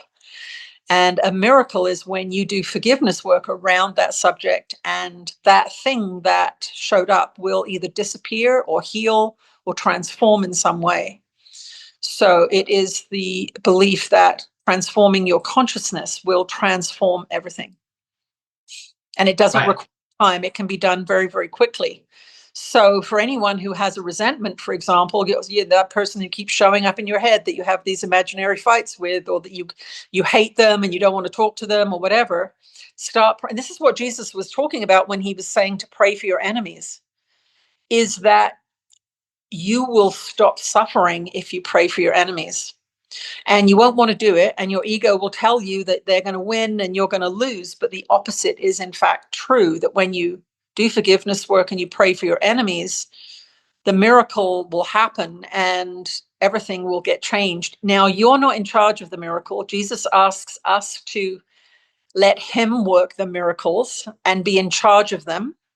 So when we do our forgiveness work, we shouldn't really have an agenda for it. We should just know that we have hateful thoughts about someone, and that's going to bring negative things. Not only the negative feeling that you have immediately when you have a hateful thought, but that it's going to bring things of a like frequency to that hateful thought into your world. So this is the idea of the universe being a reflective universe, that if you have a hateful thought about someone, that low frequency is going to be reflected back to you in the universe. Yeah. So basically, what you're saying, and the course is saying, change your mind, change your thoughts first, and then all else follows. So don't necessarily focus on your body healing, but focus on healing your mind. Well, the sickness, the general state of sickness is that you have low frequency thoughts or feelings that are contaminating your energy system, if you will. And that even things like catching a cold, even things like, having a sore hip, that if you actually look at the area of the body that is being affected, that the chakra that is related to that area of the body is going to give you a clue as to what that thought or that unloving idea in your mind is. So, for example, the first chakra is often about family, the tribe, survival. The second chakra is about creativity, sexuality, reproduction, creativity. The third chakra is your solar plexus, which is about personal power and your ability to act in the world. And each chakra has these different things. So if you have, I'll give you an example of this. In one of the many, many, many channeling sessions I've done, somebody has a tumor in the top of their mouth that is inoperable. So it requires the destruction of that person's whole top jaw to get, they won't be able to speak, they'll lose all their teeth. Really, really awful surgery to get this thing out. And this person asked why they have this tumor in their mouth, and I don't remember if it was Ananda or Jesus. And they said, because you use your voice as a weapon. So this person is very cruel with their words, very attacking with their words. And so this tumor in their mouth is a result of that low frequency. So that person had the opportunity in hearing that information to go, oh my God, I do use and they do use their mouth as a weapon. They're a very cruel person, verbally, very attacking. And it's interesting that it's inoperable. They can't do it without literally destroying the whole top jaw. So this person has the choice to watch the tumor grow or become gentler in their speech. So that's a perfect kind of little microcosm of, now, why is that person being mean with their speech? They believe that attack is going to bring them what they want, right? They've got this distortion in their mind that being cruel hurts other people, which means they're safer. So they have a distortion in their mind, which is creating a distortion in their physical body. So that's kind of a little example of how it can play out. Right. Yeah. I remember when I got the whole concept of upside down thinking, and how in this world, like you just said, with that person that we think hurting somebody else is going to help us, not realizing that loving somebody else is going to help us. So it's like, that's when I started realizing, for me, like literally the opposite of what I thought my whole life. Yep. Is what this court just teaching us to do. And of course, when Jesus says that we chose to come into separation, these are the kinds of beliefs that bring us into separation. That attack will get me what I want. And if you spend 30 or 40 years on the planet doing that, you will strengthen that belief, right? But you may end up with no friends. You may end up having all kinds of horrible experiences. And usually it's our suffering that actually ends up waking us up. But those are the kinds of beliefs that actually bring us into separation and perpetuate the separation. So the Course lessons and Jesus' teachings are about stepping back from judgment, radical acceptance. So someone like Byron Katie's work is very, very powerful.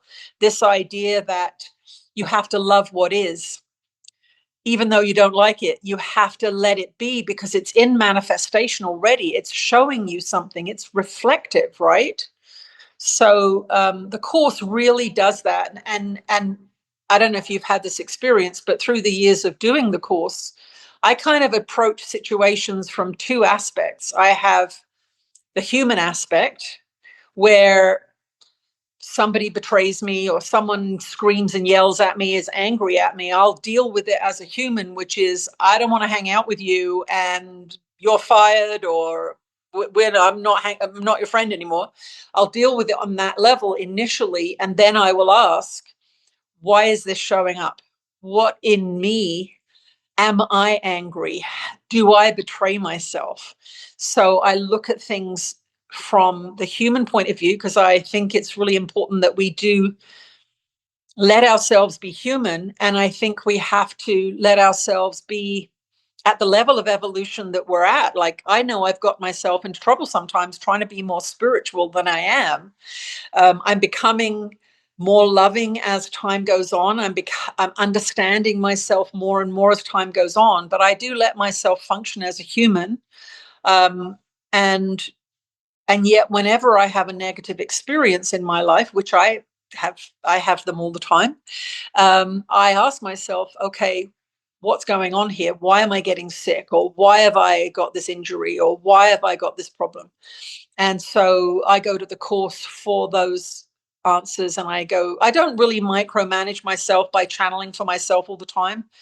Jesus and Ananda work with me through feelings of knowledge, understanding, dreams. I often get messages in dreams. So I semi-retired this year because I kept getting sick. And I was shown the last time I got really sick in October that I was working too much and I was in survival mode, and it was coming from a place of fear. I wasn't consciously doing it, but they showed me in a dream all of the experiences I was missing because I was working too much. And so it was an old belief. I'd always been, never had any money when I was younger. I'd always been in survival mode, always keeping the wolf away from the door. That's changed since the course. But there was this aspect of me that was still doing that. I was still working really, really hard as if I had to. And so after I was shown that dream that I was missing all these opportunities, I stopped doing one-on-one sessions, and I've taken up pottery, and I've gone back to the gym and doing I made 4 or 5 decisions based on that dream. So Jesus will work with you. And if you're doing the course, Jesus is working with you. When you start the course, and this is a wonderful thing, who wouldn't want Jesus to be your spiritual teacher? He is. When you start doing the course, he will actively work with you to heal your mind and to remove from your mind, which is the purpose of the course, to reintegrate your mind, to make you whole and a loving person. And it's a journey. Like I was a very unloving, judgmental, fearful person. You wouldn't have necessarily known it from the outside, but I've completely changed. I'm still Tina. My personality is the same. I say it's sort of like a cactus. You know, we have all these prickly bits, all these triggers and wounds. I think the course is like, it takes away all the prickles. And you're still a cactus. I'm still Tina, but I am calmer, gentler, more patient.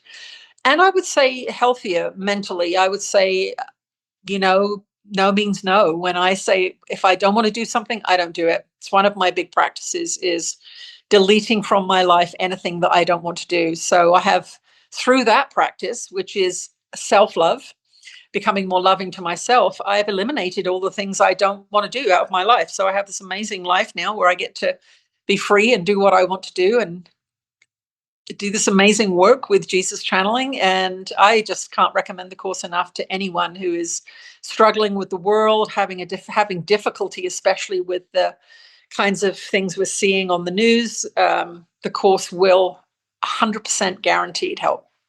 Yes. And I do want to mention for everybody who's not familiar with the course that Robert Perry is his name. He did several studies for IANDS that actually showed the intended effects of A Course in Miracles versus near-death experiences. Yeah. And which is the whole reason, like, it's continued to help me, because I didn't really understand it, even though I've been doing it for all these years, until my NDE. And so that's why it can be valuable for NDEers, but also people that say they want an NDE, and it's like, no, you don't. You just want to wake up. You don't want to be in a severe car accident, or you don't want to have an exploding appendix. No, you don't. And you don't need to. And that's, we discussed that. And I just said, I truly believe that A Course in Miracles is the preemptive way of avoiding a near-death experience. And when I talked about those blissful experiences, those experiences of oneness and peace of mind, incredible experiences. That summer that I had the Kundalini awakening was the most amazing experience. Like, in some ways, I wish I could experience it again, but I couldn't really function as a human being for those 3 months. I was unemployable. I couldn't talk to people. I was in another world. But trust me, if forgiveness work can bring about those kinds of experiences, you do want it. You really do. The thing you have to remember is, though, that when you came into separation, there's a big part of your mind that doesn't want it, that wants the guilt, that wants the sickness, that wants the death. And most people would say, no, I don't want any of that. I only want love. But I can guarantee that if you do the Course in Miracles lessons on a daily basis for 365 days, you will see that your mind is not as loving as you think it is. And that is why we get sick. That is why we have enemies. That is why we want other people to be guilty, or we beat up on ourselves. It's all coming from within our own untrained mind, this powerful galloping stallion, as Jesus says, that is untrained. The thing is, we have been trained by the school system, by churches and religions, by dysfunctional families, by murder mystery shows, by the news. We have constant conditioning programs that are keeping us in the lower realms of 3D. And that is why we suffer, because we are being constantly taught that death and destruction is the set point here. And truly, Jesus says, this is the ego's playground. This is not a happy place here. But you can escape it by studying A Course in Miracles and doing the lessons and practicing. Just doing the lessons doesn't work. You have to practice and make it part of your daily life, and stepping back from judgment. So yeah, it's the most amazing thing. And from day one, my mandate was that people don't need to suffer. They just don't know that they don't need to suffer.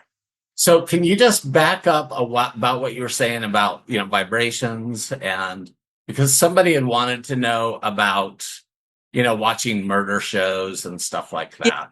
Yep. Well, the ego is fascinated with death. It's fascinated with guilt. It's fascinated with suffering. It's fascinated with war. These are all aspects of separation. And you have to look at the world, and it's really not that loving a place. Like, we have our love relationships in the world, but even those are fraught with ego and guilt and all kinds of things. So the way I look at it is there's lower realms of 3D and higher realms of 3D. So we're all in these physical bodies. We all have these minds, these super creative minds. We all have this belief in separation. How do we know we have a belief in separation? Because we're here in a separate body. That's how we know we believe in separation. And most people wouldn't argue. They're like, yeah, I'm separate from you. We're not connected. Like, it's clear. So the lower realms of 3D are what is winning at this time. But we are going through the ascension process, and this is an elevation of the entire planet's frequency. And this is what Jesus is talking about when he refers to, the end of a spiritual season, that we are in the end of a spiritual season. And what he means by that is that we have had many, many incarnations, and that this particular incarnation is a place where we have the opportunity to undo a lot of the things that we have not yet been able to fix in other incarnations. So he said a lot of our lives currently can be quite difficult because we're sort of loading all our forgiveness practice in this incarnation. And that is why the earth looks so tumultuous right now, why society looks so crazy, and having experiences like COVID, which are just like these wild experiences that nobody ever could have predicted, that we are actually being given the opportunity to practice forgiveness on so many levels right now. What was the question again? I forget. Oh, so somebody just wanted to know about, as you become more awakened, does it make you not want to listen or watch, murderous shows or, yeah. What happens for me now, and I'll just talk about my own experience, is I've always had zero tolerance for anything that has any evil or darkness in it in terms of possession or anything like that. From the time I was a teenage girl, I had an innate aspect of myself that would never watch anything like that. And I believe actually that was in some ways preparing me for this work, that I couldn't have the idea of evil in my mind in no images or anything like that. I couldn't.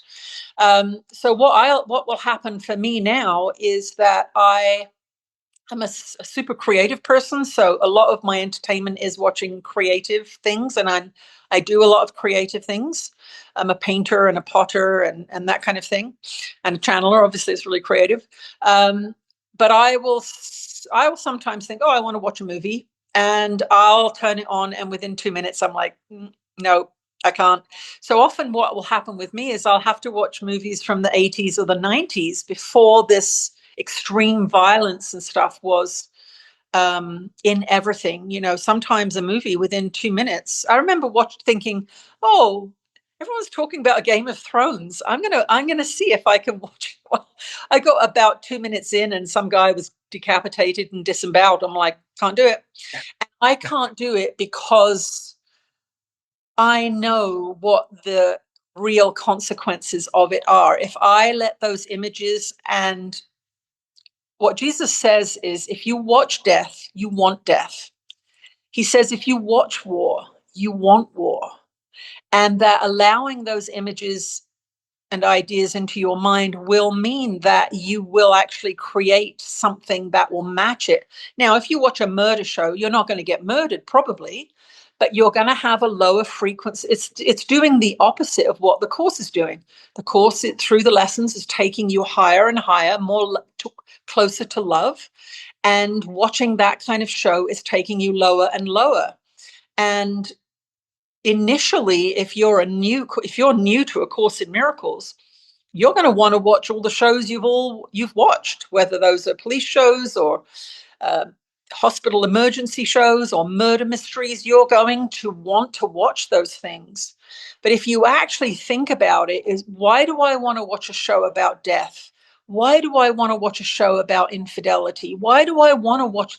These are all food for the ego, and the ego causes suffering. If you strengthen the ego, your frequency goes down and you start to suffer. So it's not a matter of being better or worse. It's a matter of going, the closer I am to love, the better everything is going to be. And the further away from love I go, the worse everything is going to be. So if you've got an unhappy life and you're spending your time watching destructive, murderous, violent shows, they may be related. And so it's just something for people to think about. Now, if you watch a movie and there's a car chase and someone shoots someone, it's probably not the end of the world. But for a lot of people, they're watching this kind of stuff all the time. Throw in some news shows about the Ukrainian war and Gaza and who hates who in the political realm, and you've got hatred and war and death. And this is not what you want to fill your mind with. And Jesus says, if you're watching it, you want it. Why are you watching it if you don't want it? And it's just something to think about. So Yeah, thank you. when Ananda first came through, my favorite show was Dexter. And as soon as they came through, they asked me to stop watching it. It's a story about a serial killer. Right. Okay, and I was a course student. I was reading the course and watching Dexter.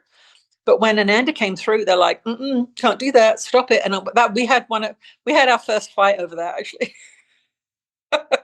Oh, so you fight with Ananda? I don't now. You did. I did. Well, you can imagine when this spiritual guide starts communicating with you and they tell you can't watch your favorite show, you're just like, well, hang on a second. I can't eat chips, I can't drink wine, and you don't want me to watch Dexter? Like, who's in charge here? So yeah, we had a few hiccups in the beginning. So I want to ask a really important question, and then we have another very good question about Jesus. Okay. But so in my experience, I remember it seems that most people don't know that they are their thoughts. They don't know the difference between the thoughts and the ego versus the spirit. Yeah. And I remember when I finally was able to see the difference. And so that helped me to know, who am I going to listen to? Yeah. And so for me, the ego almost always made me feel bad. So if I ever felt bad or just something wasn't right with whatever I was thinking, or that's how I learned it was the ego. And spirit always made me feel love and good and tingles. What would you say? I think that's a good way of doing it, except when you have very powerful conditioning programs, you will want to follow the conditioning programs. So, for example, if you were punished a lot as a kid for not eating your dinner, you're the kind of adult who it will feel better for you to clear your plate than not clear your plate. You will actually feel some distress when you start to break those conditioning rules. So that's something to think about as well, because sometimes conforming to conditioning actually feels easier than following spiritual guidance. So it's kind of what you're saying is true. Generally, conditioning programs will make you feel worse, or the ego will make you feel worse and spirit will make you feel better. But because we're highly conditioned in our society, we will want to conform to our conditioning programs. So the other way that I look at it, for example, this is an example that Jesus or Ananda has used. They said, for example, you'll get the feeling to go for a walk, and you'll be like, oh, I'm going to go for a walk. Back's tired, and yeah, I'm going to go for a walk. And then you'll look outside and it'll be raining, and you think, oh, it's raining. So you'll have that feeling of upliftment. I want to go for a walk. And then you'll have the conditioning program. Oh, it's raining. In our society, generally speaking, people don't walk in the rain. So you feel the upliftment of inspiration. Let's say I want to go for a walk. And then you'll feel pardon the pun, the wet blanket of conditioning. Oh, it's raining. So that's a really good way of feeling into what the restrictive and judgmental ideas of the ego feel like versus the spirit. Very, very simple thing. So someone who's a course student might go, I still want to go for a walk. I'm going to override that conditioning program of we don't walk in the rain. So for another example of it might be your partner says, my brother's invited us over for dinner on Friday night. We're going to go. And then you go, oh, shit, I don't want to go. You really don't want to go. And then you're like, oh, okay, I'll go.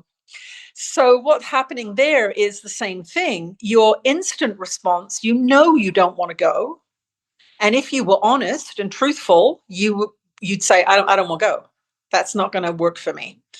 But we're conditioned into being polite. We're conditioned into behaving in ways socially sometimes that aren't what we always want to do. And so your guidance was, I don't want to go. But your conditioning program overrode it and said, oh, yeah. So the way I look at it is conditioning usually restricts you in some way, controls you in some way, makes you feel not great in some way. Guidance is uplifting. You know exactly how you feel. It's curiosity, it's interest, it's excitement. You don't feel excited when a social structure forces you to do something. You don't feel excited. You know you don't feel right. The thing is, for most of us, we were conditioned out of listening to guidance through our families, through our religions, and through our schooling. So we actually have 20 or 30 years of conditioning, programming active in us that is misguiding us, and that we're listening to over and above our desire for freedom, self-expression, creativity, these kinds of things. So it's a process. So the best way for someone to learn is to actually when they have a question, is how do I really feel?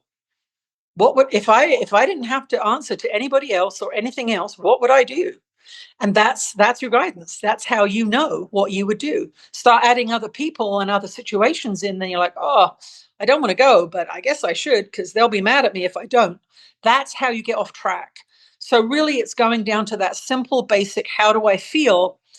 Am I in a situation where I can express my true feelings? Can I start making decisions that are more in alignment with my true guidance, which is how you really feel, rather than the guidance of all of these other kind of structures and obligations? And for a lot of people, they are surrounded by people and situations and obligations that they feel prevent them from being free, but you are always free. You're a free being.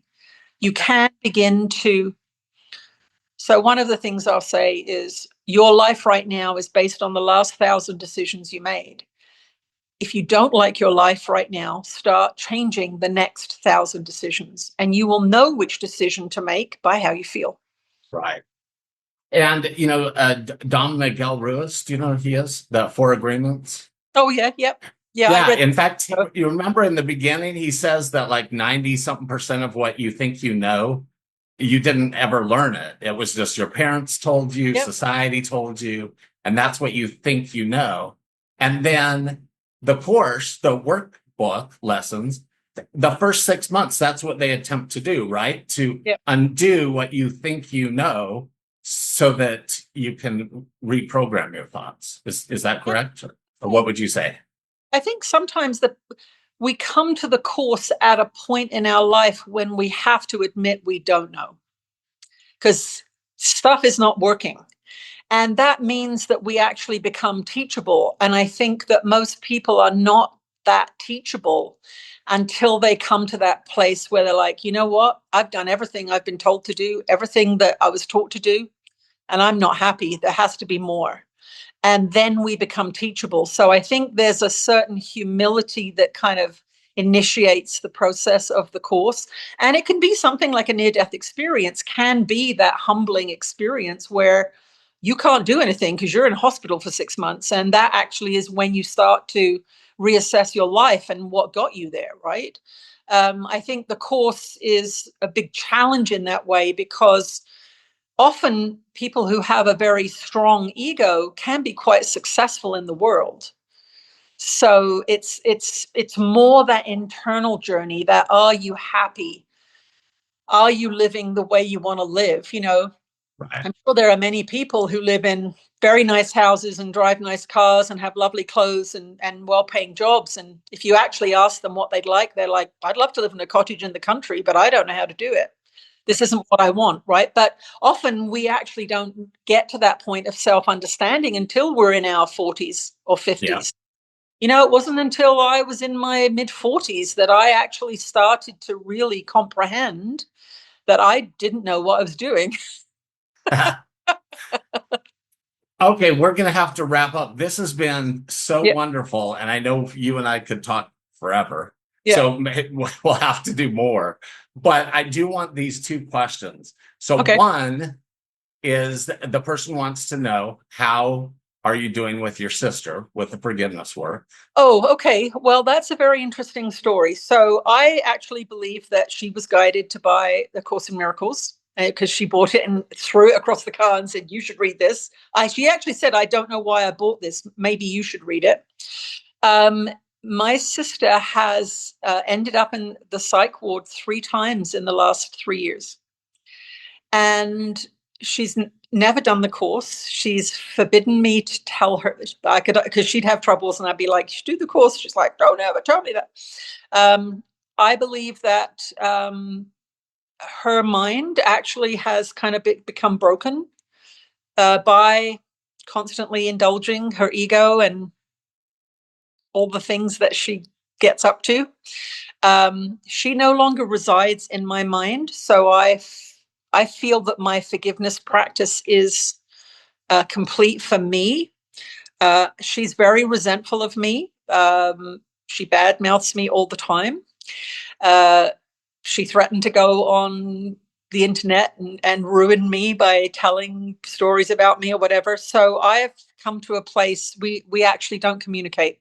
But when she started to break down mentally, and I was involved in her first mental breakdown, I realized that much of the conflict that we had was, in fact, mental illness on her part.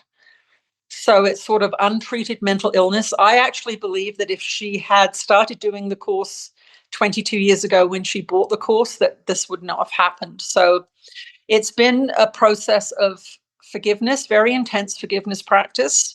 It's been a process of acceptance that this is what she has chosen for herself.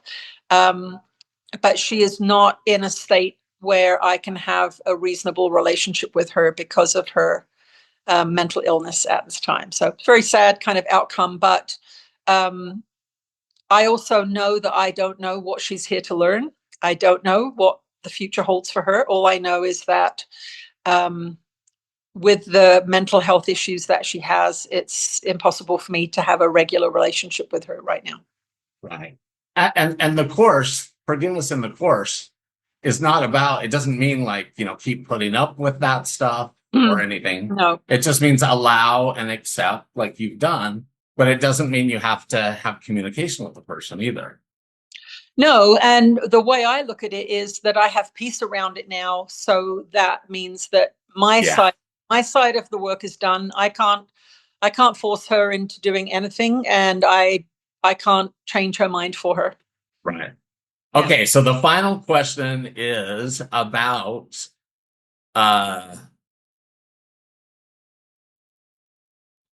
let me find it. So it was about Jesus. I don't know where it went, but I'm going to summarize that he basically talked about Jesus on the crucifix and how horrific that was and so forth. What is the message of on the cross, the crucifixion, versus what A Course in Miracles would believe? Okay. So the story about the crucifixion from the religious point of view is that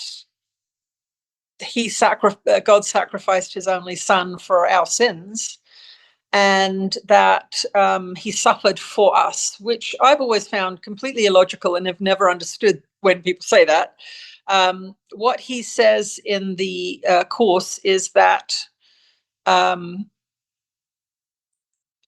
crucifixion proved the valuelessness of his body as far as he was concerned.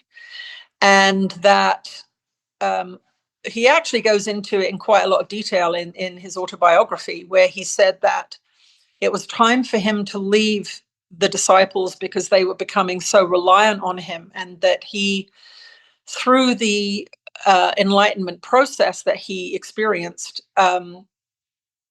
his work on earth was done essentially, and that the resurrection is what is to be focused on, because the death of the body is nothing. It's nothing to him.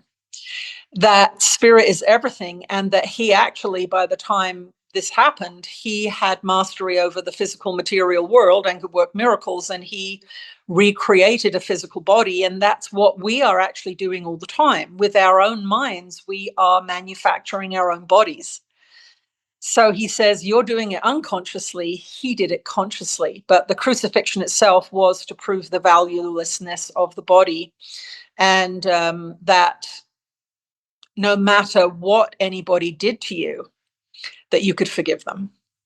And that he gave you the most extreme example of what someone could do to you, and he could still forgive them. So whatever your issue is, you can forgive that person. So it's a kind of a different message completely from what the church would teach, that you're a sinner and he died for your sin and God sacrificed his only son, and that the crucifixion was the most important thing. And the fact Jesus in the course says that no, he could have evaded the crucifixion at any point had he chosen to. He chose to go through with it as a teaching device for his disciples. It was not a teaching device for everybody at that time. It was at that time for his disciples, so that they could actually see what his teachings could allow him to do. Go through this horrific death and create a new body when he chose to. So the old body was not resurrected. He actually created a new body. So the crucifixion is not the most important thing. The resurrection is. And the crucifixion was to show the valuelessness of his body. So the Course tells us we are not our bodies. We are the spirit that animates the body. And that when you die, quote unquote, you actually just step out of this vehicle that you don't need anymore.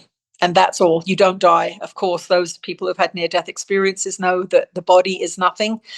And I always am amazed that people who have near-death experiences look back on the body and they don't even recognize it as themselves, because it is not who they are. Right. And that's what Jesus was actually teaching, that he was not his body. And one final question. I could keep going, but I want to ask this one too. So when he said, "Forgive them, for they know not what they do," what do you think that message was when he was saying that? Well, they were killing an innocent person who hadn't done anything wrong, and they were basically, he was practicing forgiveness, right? Yeah. So in relation with the Course, so my understanding is, or the way that I've looked at it, is they literally didn't know what they were doing. Like, they were completely unconscious Yeah. of what they were doing. Yeah. And those of us, me, that was another message after my NDE, is that I was taking everything personal, as if it had something to do with me. Yeah. And what I gather he was saying is they don't know what they're doing. They're not doing it to me or to, they're just in fear. Yeah. Forgive them, for they know not what they do. I mean, it's any person who is cruel and murderous is completely lost and separated from love, right? So they don't know what they're doing. They're completely unconscious. But I think it's the lesson in it is, the same with anybody that you encounter or that I encounter that do something. Now, it's not always easy in the moment to practice forgiveness. Obviously, we react and we hate when people are mean to us. But that's kind of the practice of forgiveness. So for example, in that story about my sister, where I was taking all of the things that she was doing personally, and that she was being hateful to me, or she was being crazy or whatever, and this was why we had this very volatile relationship, I was gifted with the knowledge that her brain wasn't working properly. And that was a kind of a perfect example. I was taking it all personally, but she didn't know what she was doing. Right. It was the same situation, right? If she said something hateful, or she was behaving erratically or being mean or whatever, I was taking it personally. And that's just a lesser form of the attack, right? Right. He was getting the ultimate attack, which is death through a horrible experience. But that's kind of what he says. He goes, you don't need to crucify yourself. Just like forgive people, and you don't need to suffer. So that's really the lesson that he wants us to get from the crucifixion and the resurrection is stop crucifying yourself and other people, and, forgive, and then you'll be born again. And that's that whole phrase of being born again, right? When you start to practice what he teaches, then you are born again. You become a different kind of person. Yes. Yeah. Wow. Thank you so much, Tina. This has just been wonderful, and we're going to have to do it again for sure. Well, thank you. And It's been really lovely to have the time to talk about all these things. So often I'm doing things in little snippets here and there, but it's kind of neat to have a sort of a comprehensive storyline. yeah, it's so. Is there any last words that you would like to share with anyone, with the group? Well, I have a YouTube channel called Channeling Jesus and Ananda, and there's about 700 or 800 videos on there that you can watch for free. I've done 365 videos for each lesson of the Course in Miracles, and then I've channeled Jesus commentary on the lesson. So if you haven't done the lessons or you have struggled with the lessons, that's a great companion to the course text, is to watch those videos. But there's tons of other videos. There's videos about the crucifixion. There's videos about all kinds of things, the body, hundreds and hundreds of videos. So they're all free. I do have a community online that is a subscription community, and I do 2 90-minute channeling sessions every month as part of that.